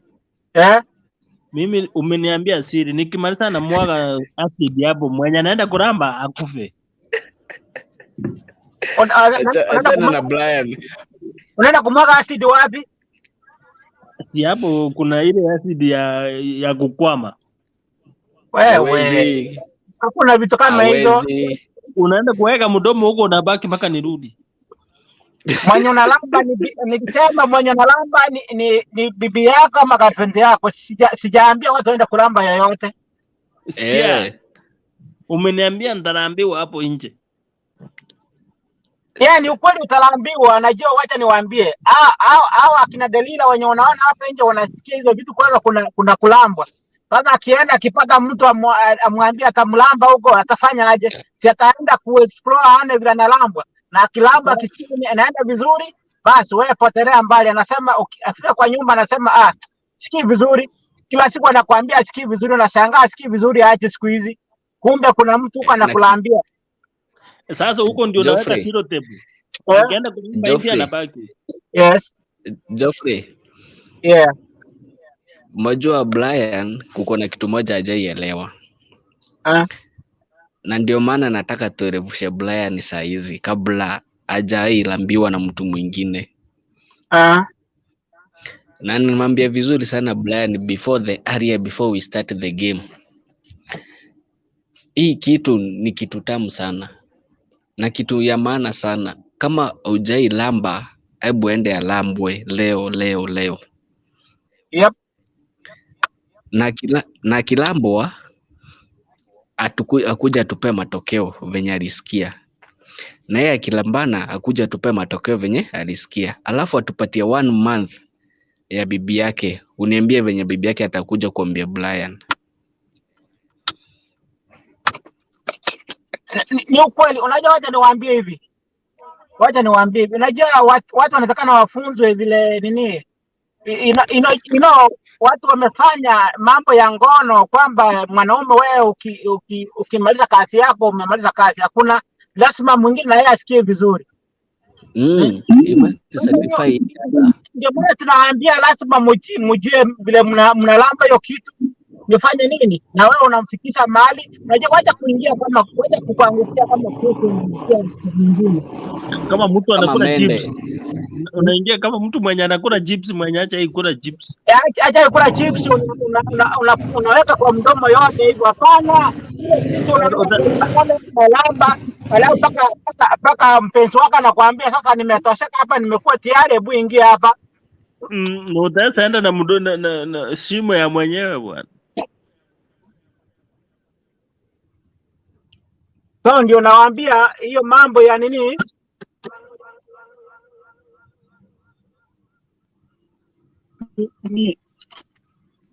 Geoffrey ameenda wapi? Yes, Geoffrey. Alikuwa na baki gari. Najaribu kupaka gari. Geoffrey akuje. Geoffrey atakupea maneno my friend. Yani anyway. Geoffrey. Yes, nasikia. Yes. Okay, sawa. Tunakusubiri Geoffrey upatie Brian maneno bwana. Okay, wacha niambie Brian hivi. Wacha niwaambie hivi. Unajua, kuna kitu moja mnatakana kujua hivi. Wacha nifunge hii gari isiende mbali ndio niambie Brian. Wacha niwaambie hivi. Unajua, kuna kitu moja yenye vijana wa siku hizi tumesahau kwamba teknolojia imefanya kila mtu, watu wamerefuka, wamejifunza mambo mengi. Teknolojia ndio imefanya hiyo mambo ya kulambana, watu wamefanya nini?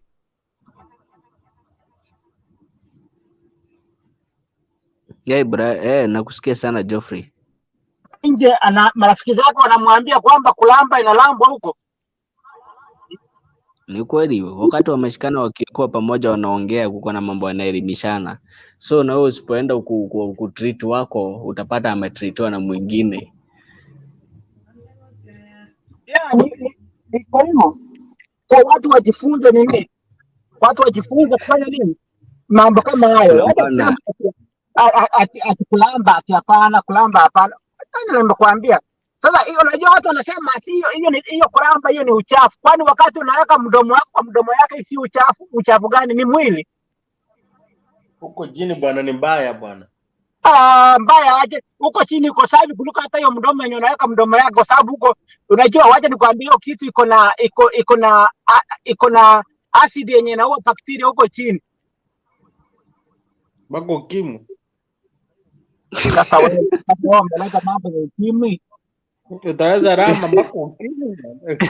Achana Brian, unajua Brian haelewi. Najua siku kwenye Brian atapata asali yake imechoviwa, atakuwa naambiwa usiniguze nimechoka, ujue mambo ni mabaya Brian. Acha nikwambie ukweli.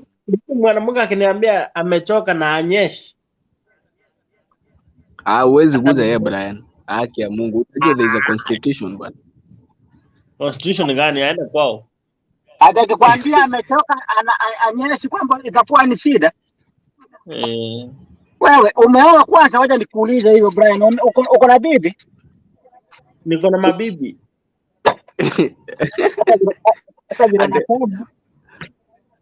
Brian majua ameweza kukulia kwa giza, hata hizi jo utamo hiyo nunu ni nini, hata hizi jo shape yake yeye ni nini. Unaona umebanguza vizuri na umefungua mguu umeweka daa. Mimi sina shida. Lakini kwa nyonya. Sasa nyonya hata mafi. Hata mafi. Wewe unaenda kunyonya watu wanawajui kujisafisha huko. Mapenzi ni kisungusungu. Utaweza extend huko. Ambia Brian amwambie tena. Na Modesta kwa wapi? Hapo. Modesta ama nisikope notes. Pen Modesta Mike. Modesta, where are you? Amekifungia Mike. Modesta na copy notes. Fungulia Mike. Is doing examination. Acha afanye nominations kwanza.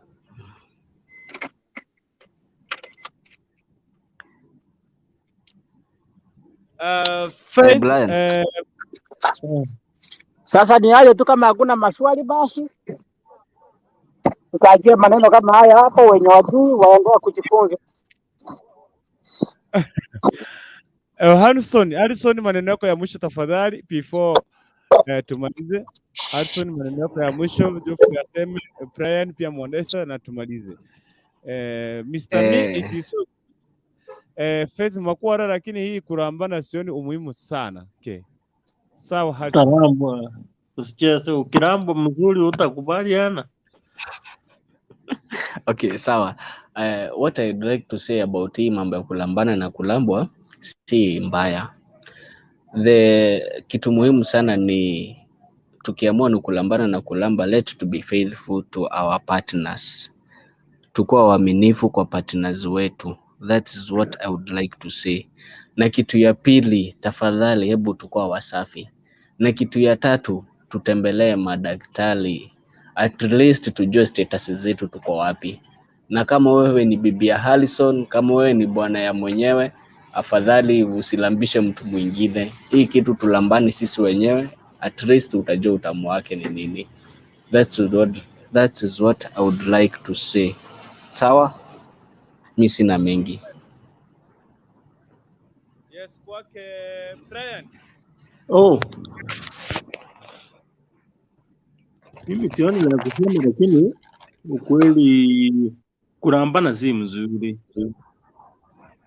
There's nowhere in the Bible they have said that when you marry your wife unaramba tu ama anakuramba, but kwa sababu unataka mkuwe na mahanja, mkuwe na damu, utaweza tumia njia nyingine. Kura chinja mingi, kura asali mingi, kura mandizi mingi, and you can be able to arouse yourself before you reach that point. You may get diseases using that side, because not all these women who are clean, and you are not a doctor to measure whether she is clean. So hata akiwa ni bibi yako huwezi kujua mchana alikochoa kwa choo ya public, so lazima No, lakini before kula yeye Brian, unajua mnakulana usiku. Wacha kwanza, kama uko na hamu ya kuramba atukatai, maintain cleanliness. Cleanliness is very important so that you cannot get side effect. Utapata mdomo yako imeraruka bwana because of some things ulinyonya mucus huko chini, sasa imeharibu mdomo yako.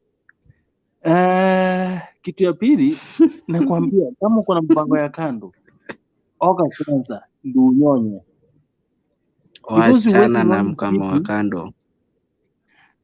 Hiyo ni accident, in case ukipata accident. So ensure that uoshe wewe mzuri ndio bibi yako anyonye, because wanawake nao wanapenda kunyonya. Anaona wakati imesimama mzuri hivi anawekelea mdomo. So ensure that unajiclean vizuri ndio, na usisahau umkojole, make sure you are methodically in the right way. Alafu for those who are married, kuna age inafika kurambana inaisha. Wakati umezaa watoto wawili ama mmoja, achana hiyo story, graduate to the uzee, kwa sababu sasa you are a grown up. Utaweza sahau umwambie unaonanga vile tunarambana usiku na watoto wako hapo, so useme naenda kukuramba. So just ensure that you respect yourself. If you cannot respect yourself, the world will respect you. So make sure you respect yourself in the best interest. Kurutu, takutafutia pipi lakini usirambe. Wacha mti yako irambe. Nilete hapa. Wacha mti yako irambe, kwa sababu mti yako iko na maana. Ndio sababu Mungu akaunda shimo na mti irambe. So unaanza kuramba na mdomo iko ya kukula ugali. Alright, shikilia hapo. Lete ya tiketi. Get Ruth. Get fungua mic. Yeti. All right. Okay. Nini?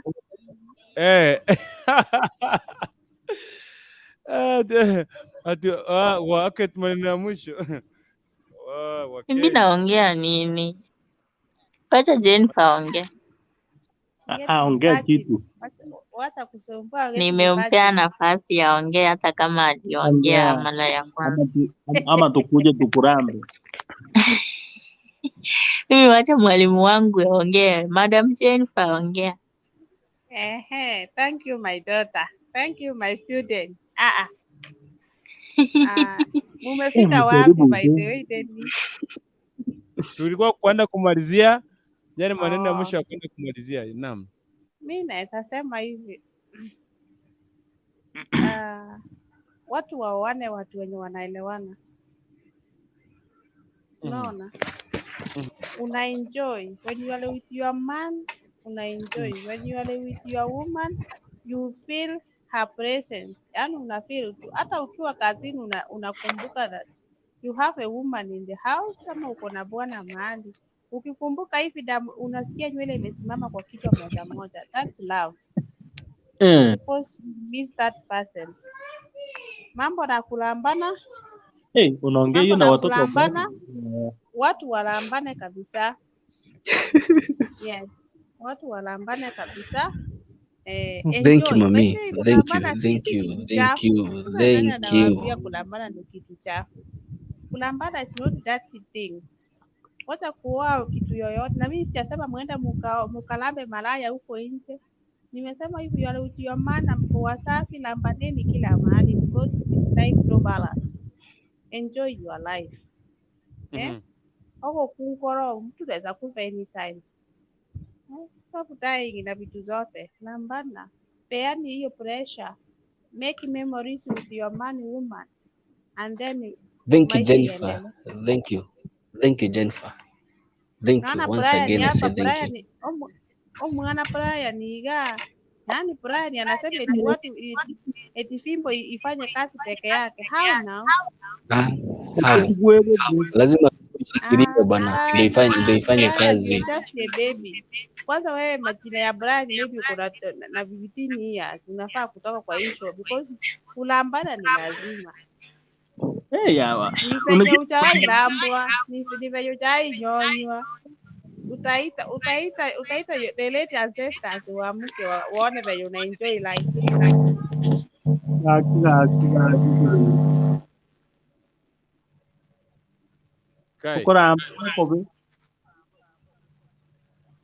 Faith Makworo.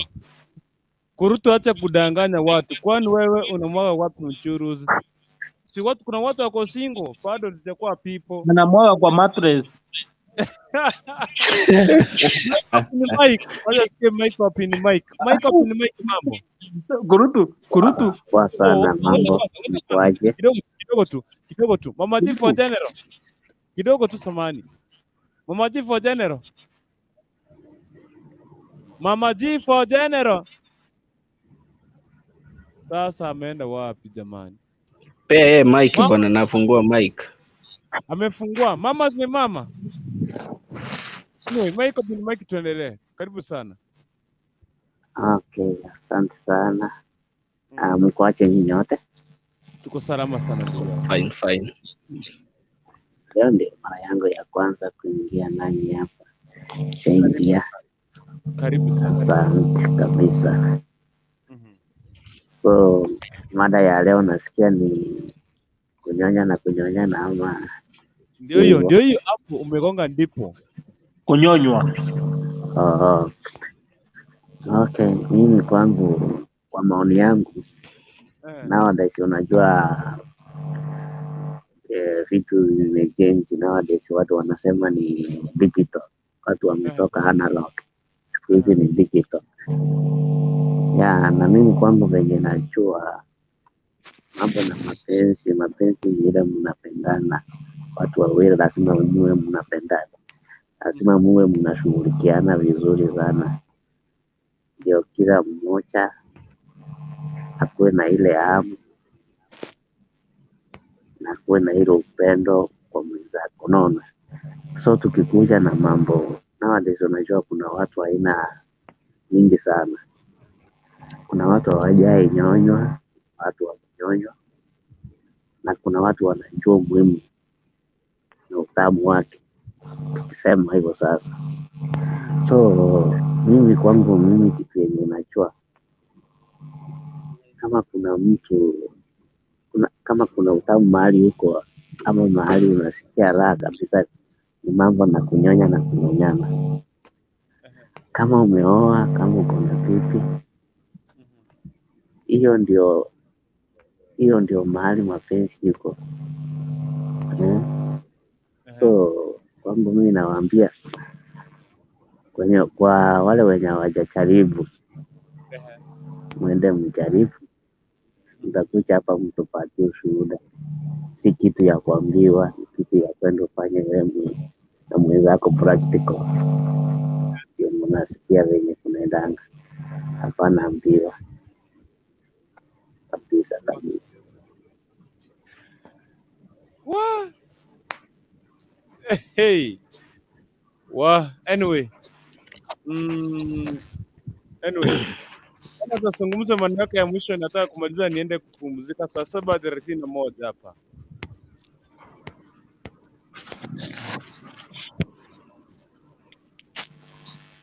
Kurutu. Oh. Nakiwa na mic hata hapa. Mic yako hapo, uliza ndio yako hapo. Mic. Ulikuwa unasema aje? Ni kama usingizi ilikuwa unajua nilikuwa na watu, unajua mmenifungia vitu mingi na bibi hayupo. Sasa naumia, lakini niambie. Kuumia koroko inabidi. Itabidi uvumilie. Mtoto ina lakini nataka kule mdogo. Anto wasaja na watoto kuumia hiyo lakini noko. Ndio kile bacha la bwana naona kuna kwa ramba kwako na vita kirugo. Unajua sio lazima urambe. At times ule mbele kando ukikaa na bibi yako kwa nyumba, wache kumotivate ndio uendelee kuramba hiyo njia ya safi. Si lazima uramba aje. Kasi najaribu kusema aje. Mnatumia jina ya kunyonya. Unajua ukiweka mti kwenda ile shimo ni kuramba. Hapana, mti aje. Mti kwa shimo ni kuramba. Tunasema mambo na mdomo, kwani mti ndio inaramba ama ni mdomo inaramba? Mdomo inaramba mdomo mwenzake na ikule ugali ikuwe na nguvu ndiye rambe. Achana na mambo hayo. Kianza kusema kila kitu na mahali kinafaa kutumika. Sasa wewe uko analog, hilo tunasemanga, yani mambo ile ya zamani. Mimi wacha tu nikae ya zamani. They say old is gold. Anyway, wacha nikwambie. Mwambie nimepatia dakika 2 tafadhali, 2 tu. Okay, mimi nilikuwa na mshauri tu. Unajua nowadays mambo na mapenzi ni mambo ya kufikiriana, kupendana nyinyi kwa wenyewe, unaona? So nowadays kuna venye unaweza make mpenzi wako afurahie sana. Na ukimpeleka mpenzi wako kama ile mambo ya zamani, maybe itakuwa ngumu sana kuelewana, unaona? So mimi nakwambia enda tu jaribu wewe nani. Enda yote meka. Ngoja tu shuhuda ga. Kila yendo na utema mara mara. Ndio tunane kuramba. Hivyo kunia yoro meme nonyero hiyo nao au uchangamkira. Mungaine ga ngo janja ga borota motigere borere.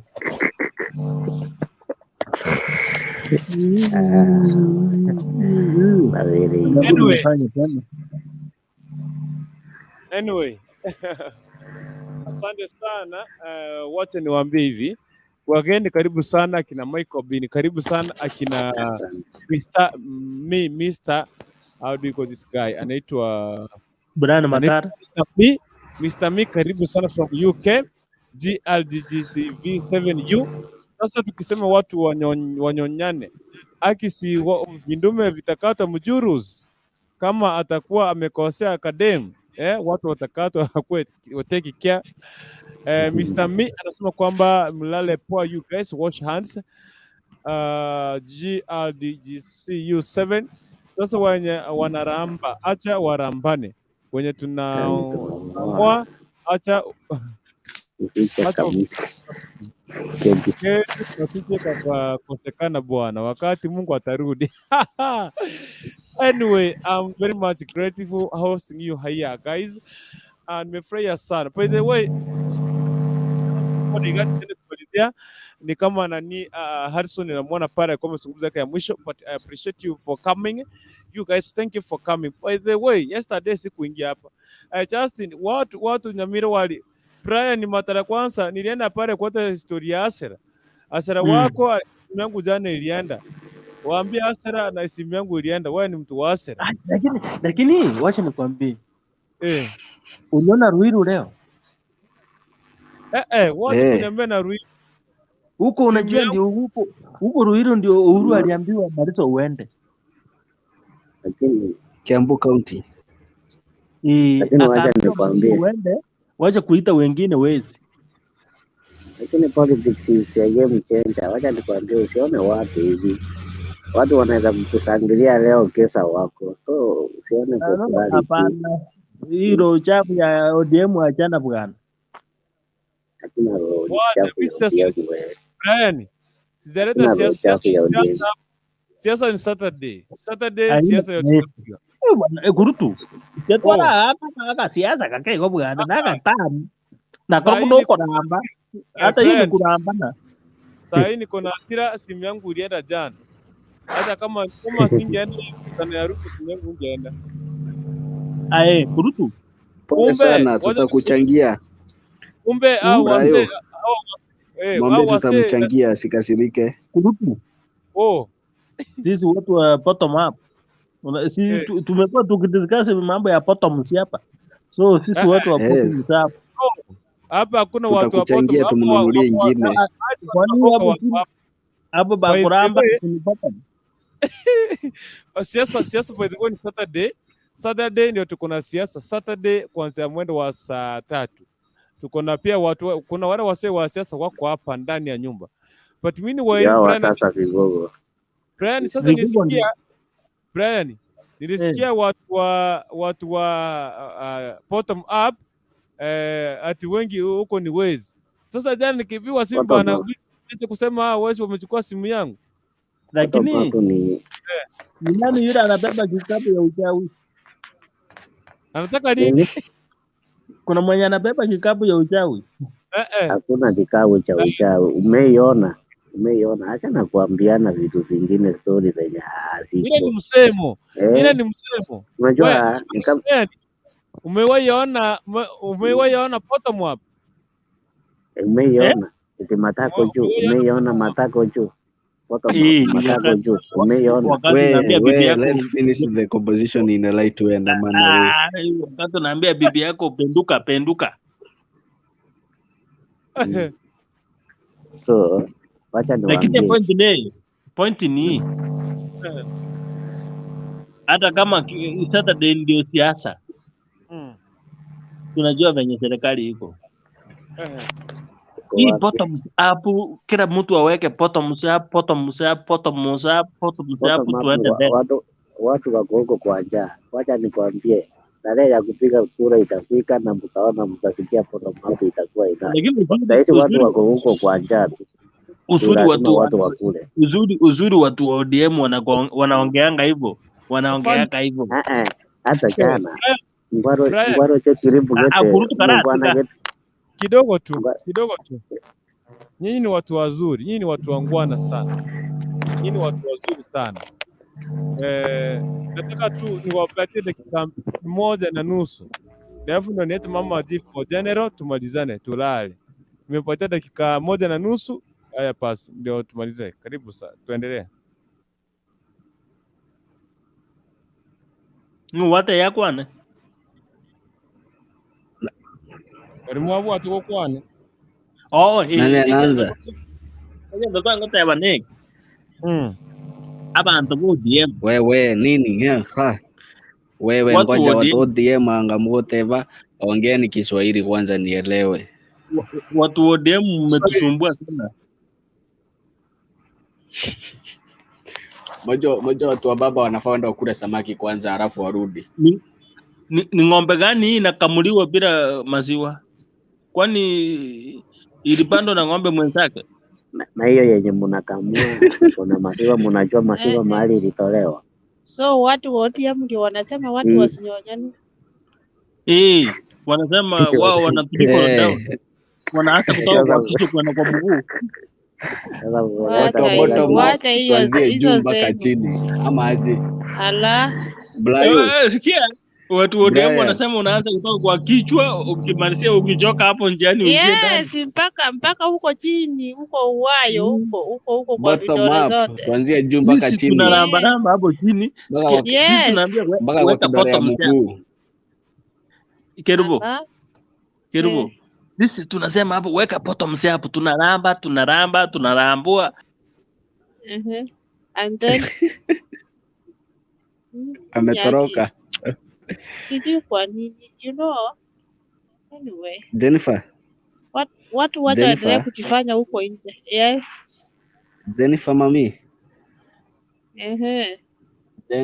Jennifer. Hello. Yes, Jenny. Jenny, hebu ambia wanaume maneno moja ya mwisho ya maana akijuni kama waelewi maneno. Mtu mwenye anaitwa Ubaya sasa namwambia bado ananyonya mama yake mwasisi. Just the boy. Akikuru atajua ni nini tunaongelea hapa. Thank you mami. Ni kweli. Mtu mwenye anaongea eti sasa mambo hiyo nowadays vitu may change, maneno may change. So lazima watu wajue kwenda mbele penye kuko.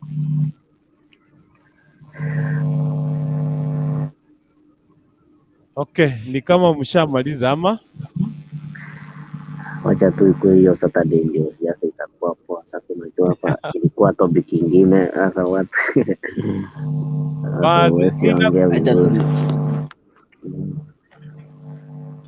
Mimi niko kazi kesho, tumalizieni mjadala.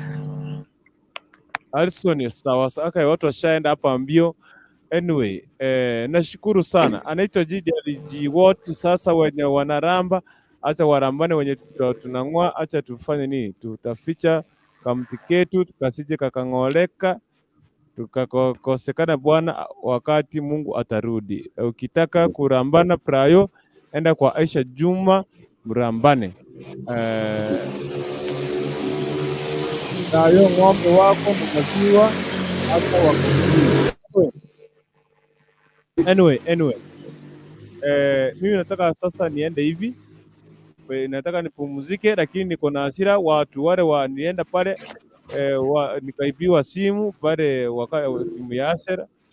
Kwanza sasa ifike nitaambia watu kumbe ni ukweli au watu ni Asera hao wanasema kwamba ni wezi. Hao ni wezi automatic, ni wezi automatic. Watu wengine ndio hao unaona ulisikia venye wanajipanga huko. Wacha watu ODM tunajua hapa ni ODM, lakini msilete furugu. Wacha tukaribishe hii mahali kwanza tukule kule. Usipige kelele. Sasa unakuja kuambia watu eti ni watu wako huko kwa njaa tu. Ile time ya kula ndio mtu atajua tu.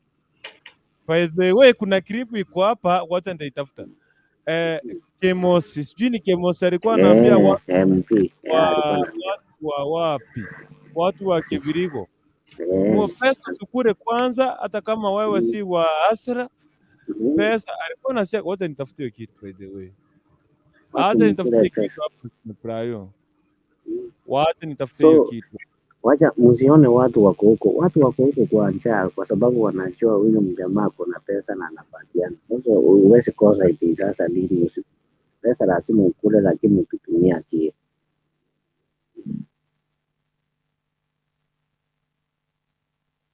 Siku. Wacha nitafutie clip nadhani naweza ipata, haiko mbali.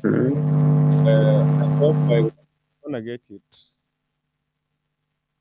So watu wajue hii raundi hii Kenya lazima ibadilike kabisa. Na huyo mjamaa hata akiingia hakuna kitu atafanya, ni kupora tu na watu mtaendelea tu. Mnafikiri atawalisha siku zote? Kuna siku atawalisha, akiingia hivi ni hivyo. Let me Ataingia look huko. this. Umepata? Wacha hii kitu. Ndio natafuta tu pole pole almost kuifikia. Ya bantu Mungu sakoreta libere. Ile siyo kigenda kenene ntuturage. What's Mungu mean? chukuna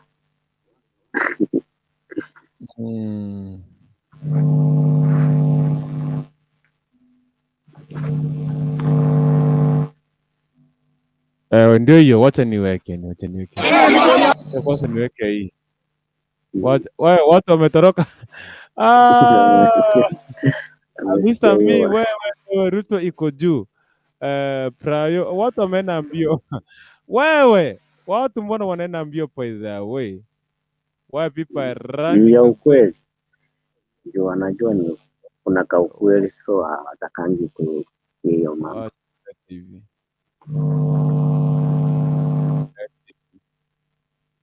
Wacha tulete hivi.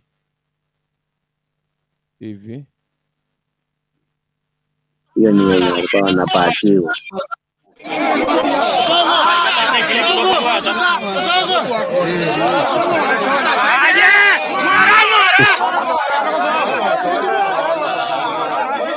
Ndio walikuwa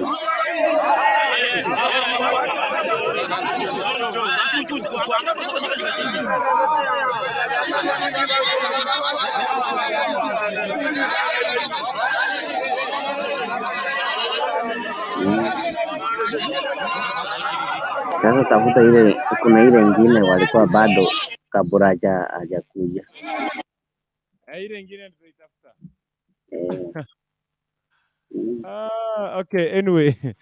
Hii siasa itakuwa Saturday.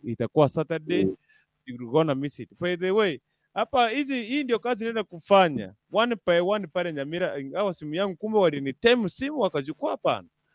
Lakini yote ni sawa. Hiyo ni kazi. Inakuanga hiyo. Anyway, so let me just leave from the studios.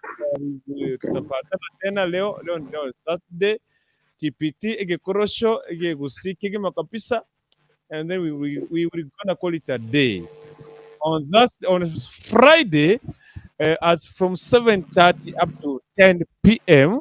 tutakuwa na Evangelist Veni Keruko ndani ya nyumba katika safari yake ya uimbaji moja kwa moja, na maswali mengine manne hivi tutaenda kumuulizia.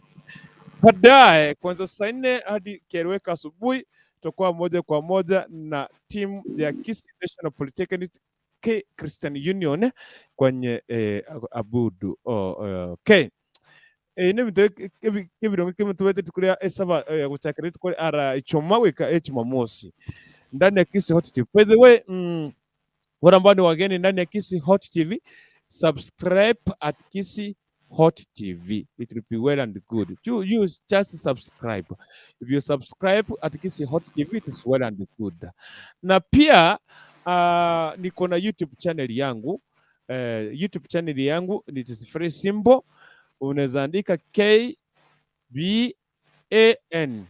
KBAN TV wasodi, ama uandike Kukurikuntu TV, ama uandike Kenya News, Kenya Breaking Alert News utanipata, ama uandike Egesa 047 TV utanipata. Ile jina ambayo utaandika tu, you get my YouTube channel, pia subscribe. Yenye kwa simbo Kukurikuntu. My name is on the screen here. Let me just display it.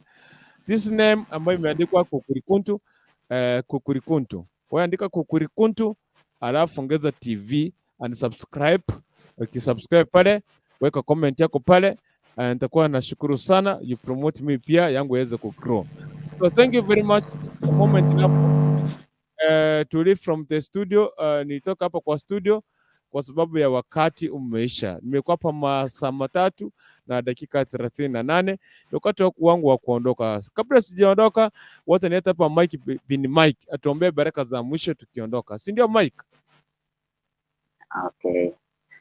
Yes, mbia mona se kongali waga yande na kile mbia mona no na kichale Yes. Ono nari ngikoragwo akiamang'ana ye umupira ntwagwata utwa winiri muno ari nachite rinde gahoje kubakira rinde amasabiki ya Out TV endelea kubahamu support Out TV rinde abamitona baroba bakobororokana muri the moment tokonya gochijaga the moment nini umukonya gotwara chinguru chuo okwenda tamba nungo batembia muno kenda keneno gocha muno kubwatira nama Exactly. sanya yende kubaseseni kabisa. Asante. Amen. Amen. Ungetuombea tumalize ama nora tusabe tokore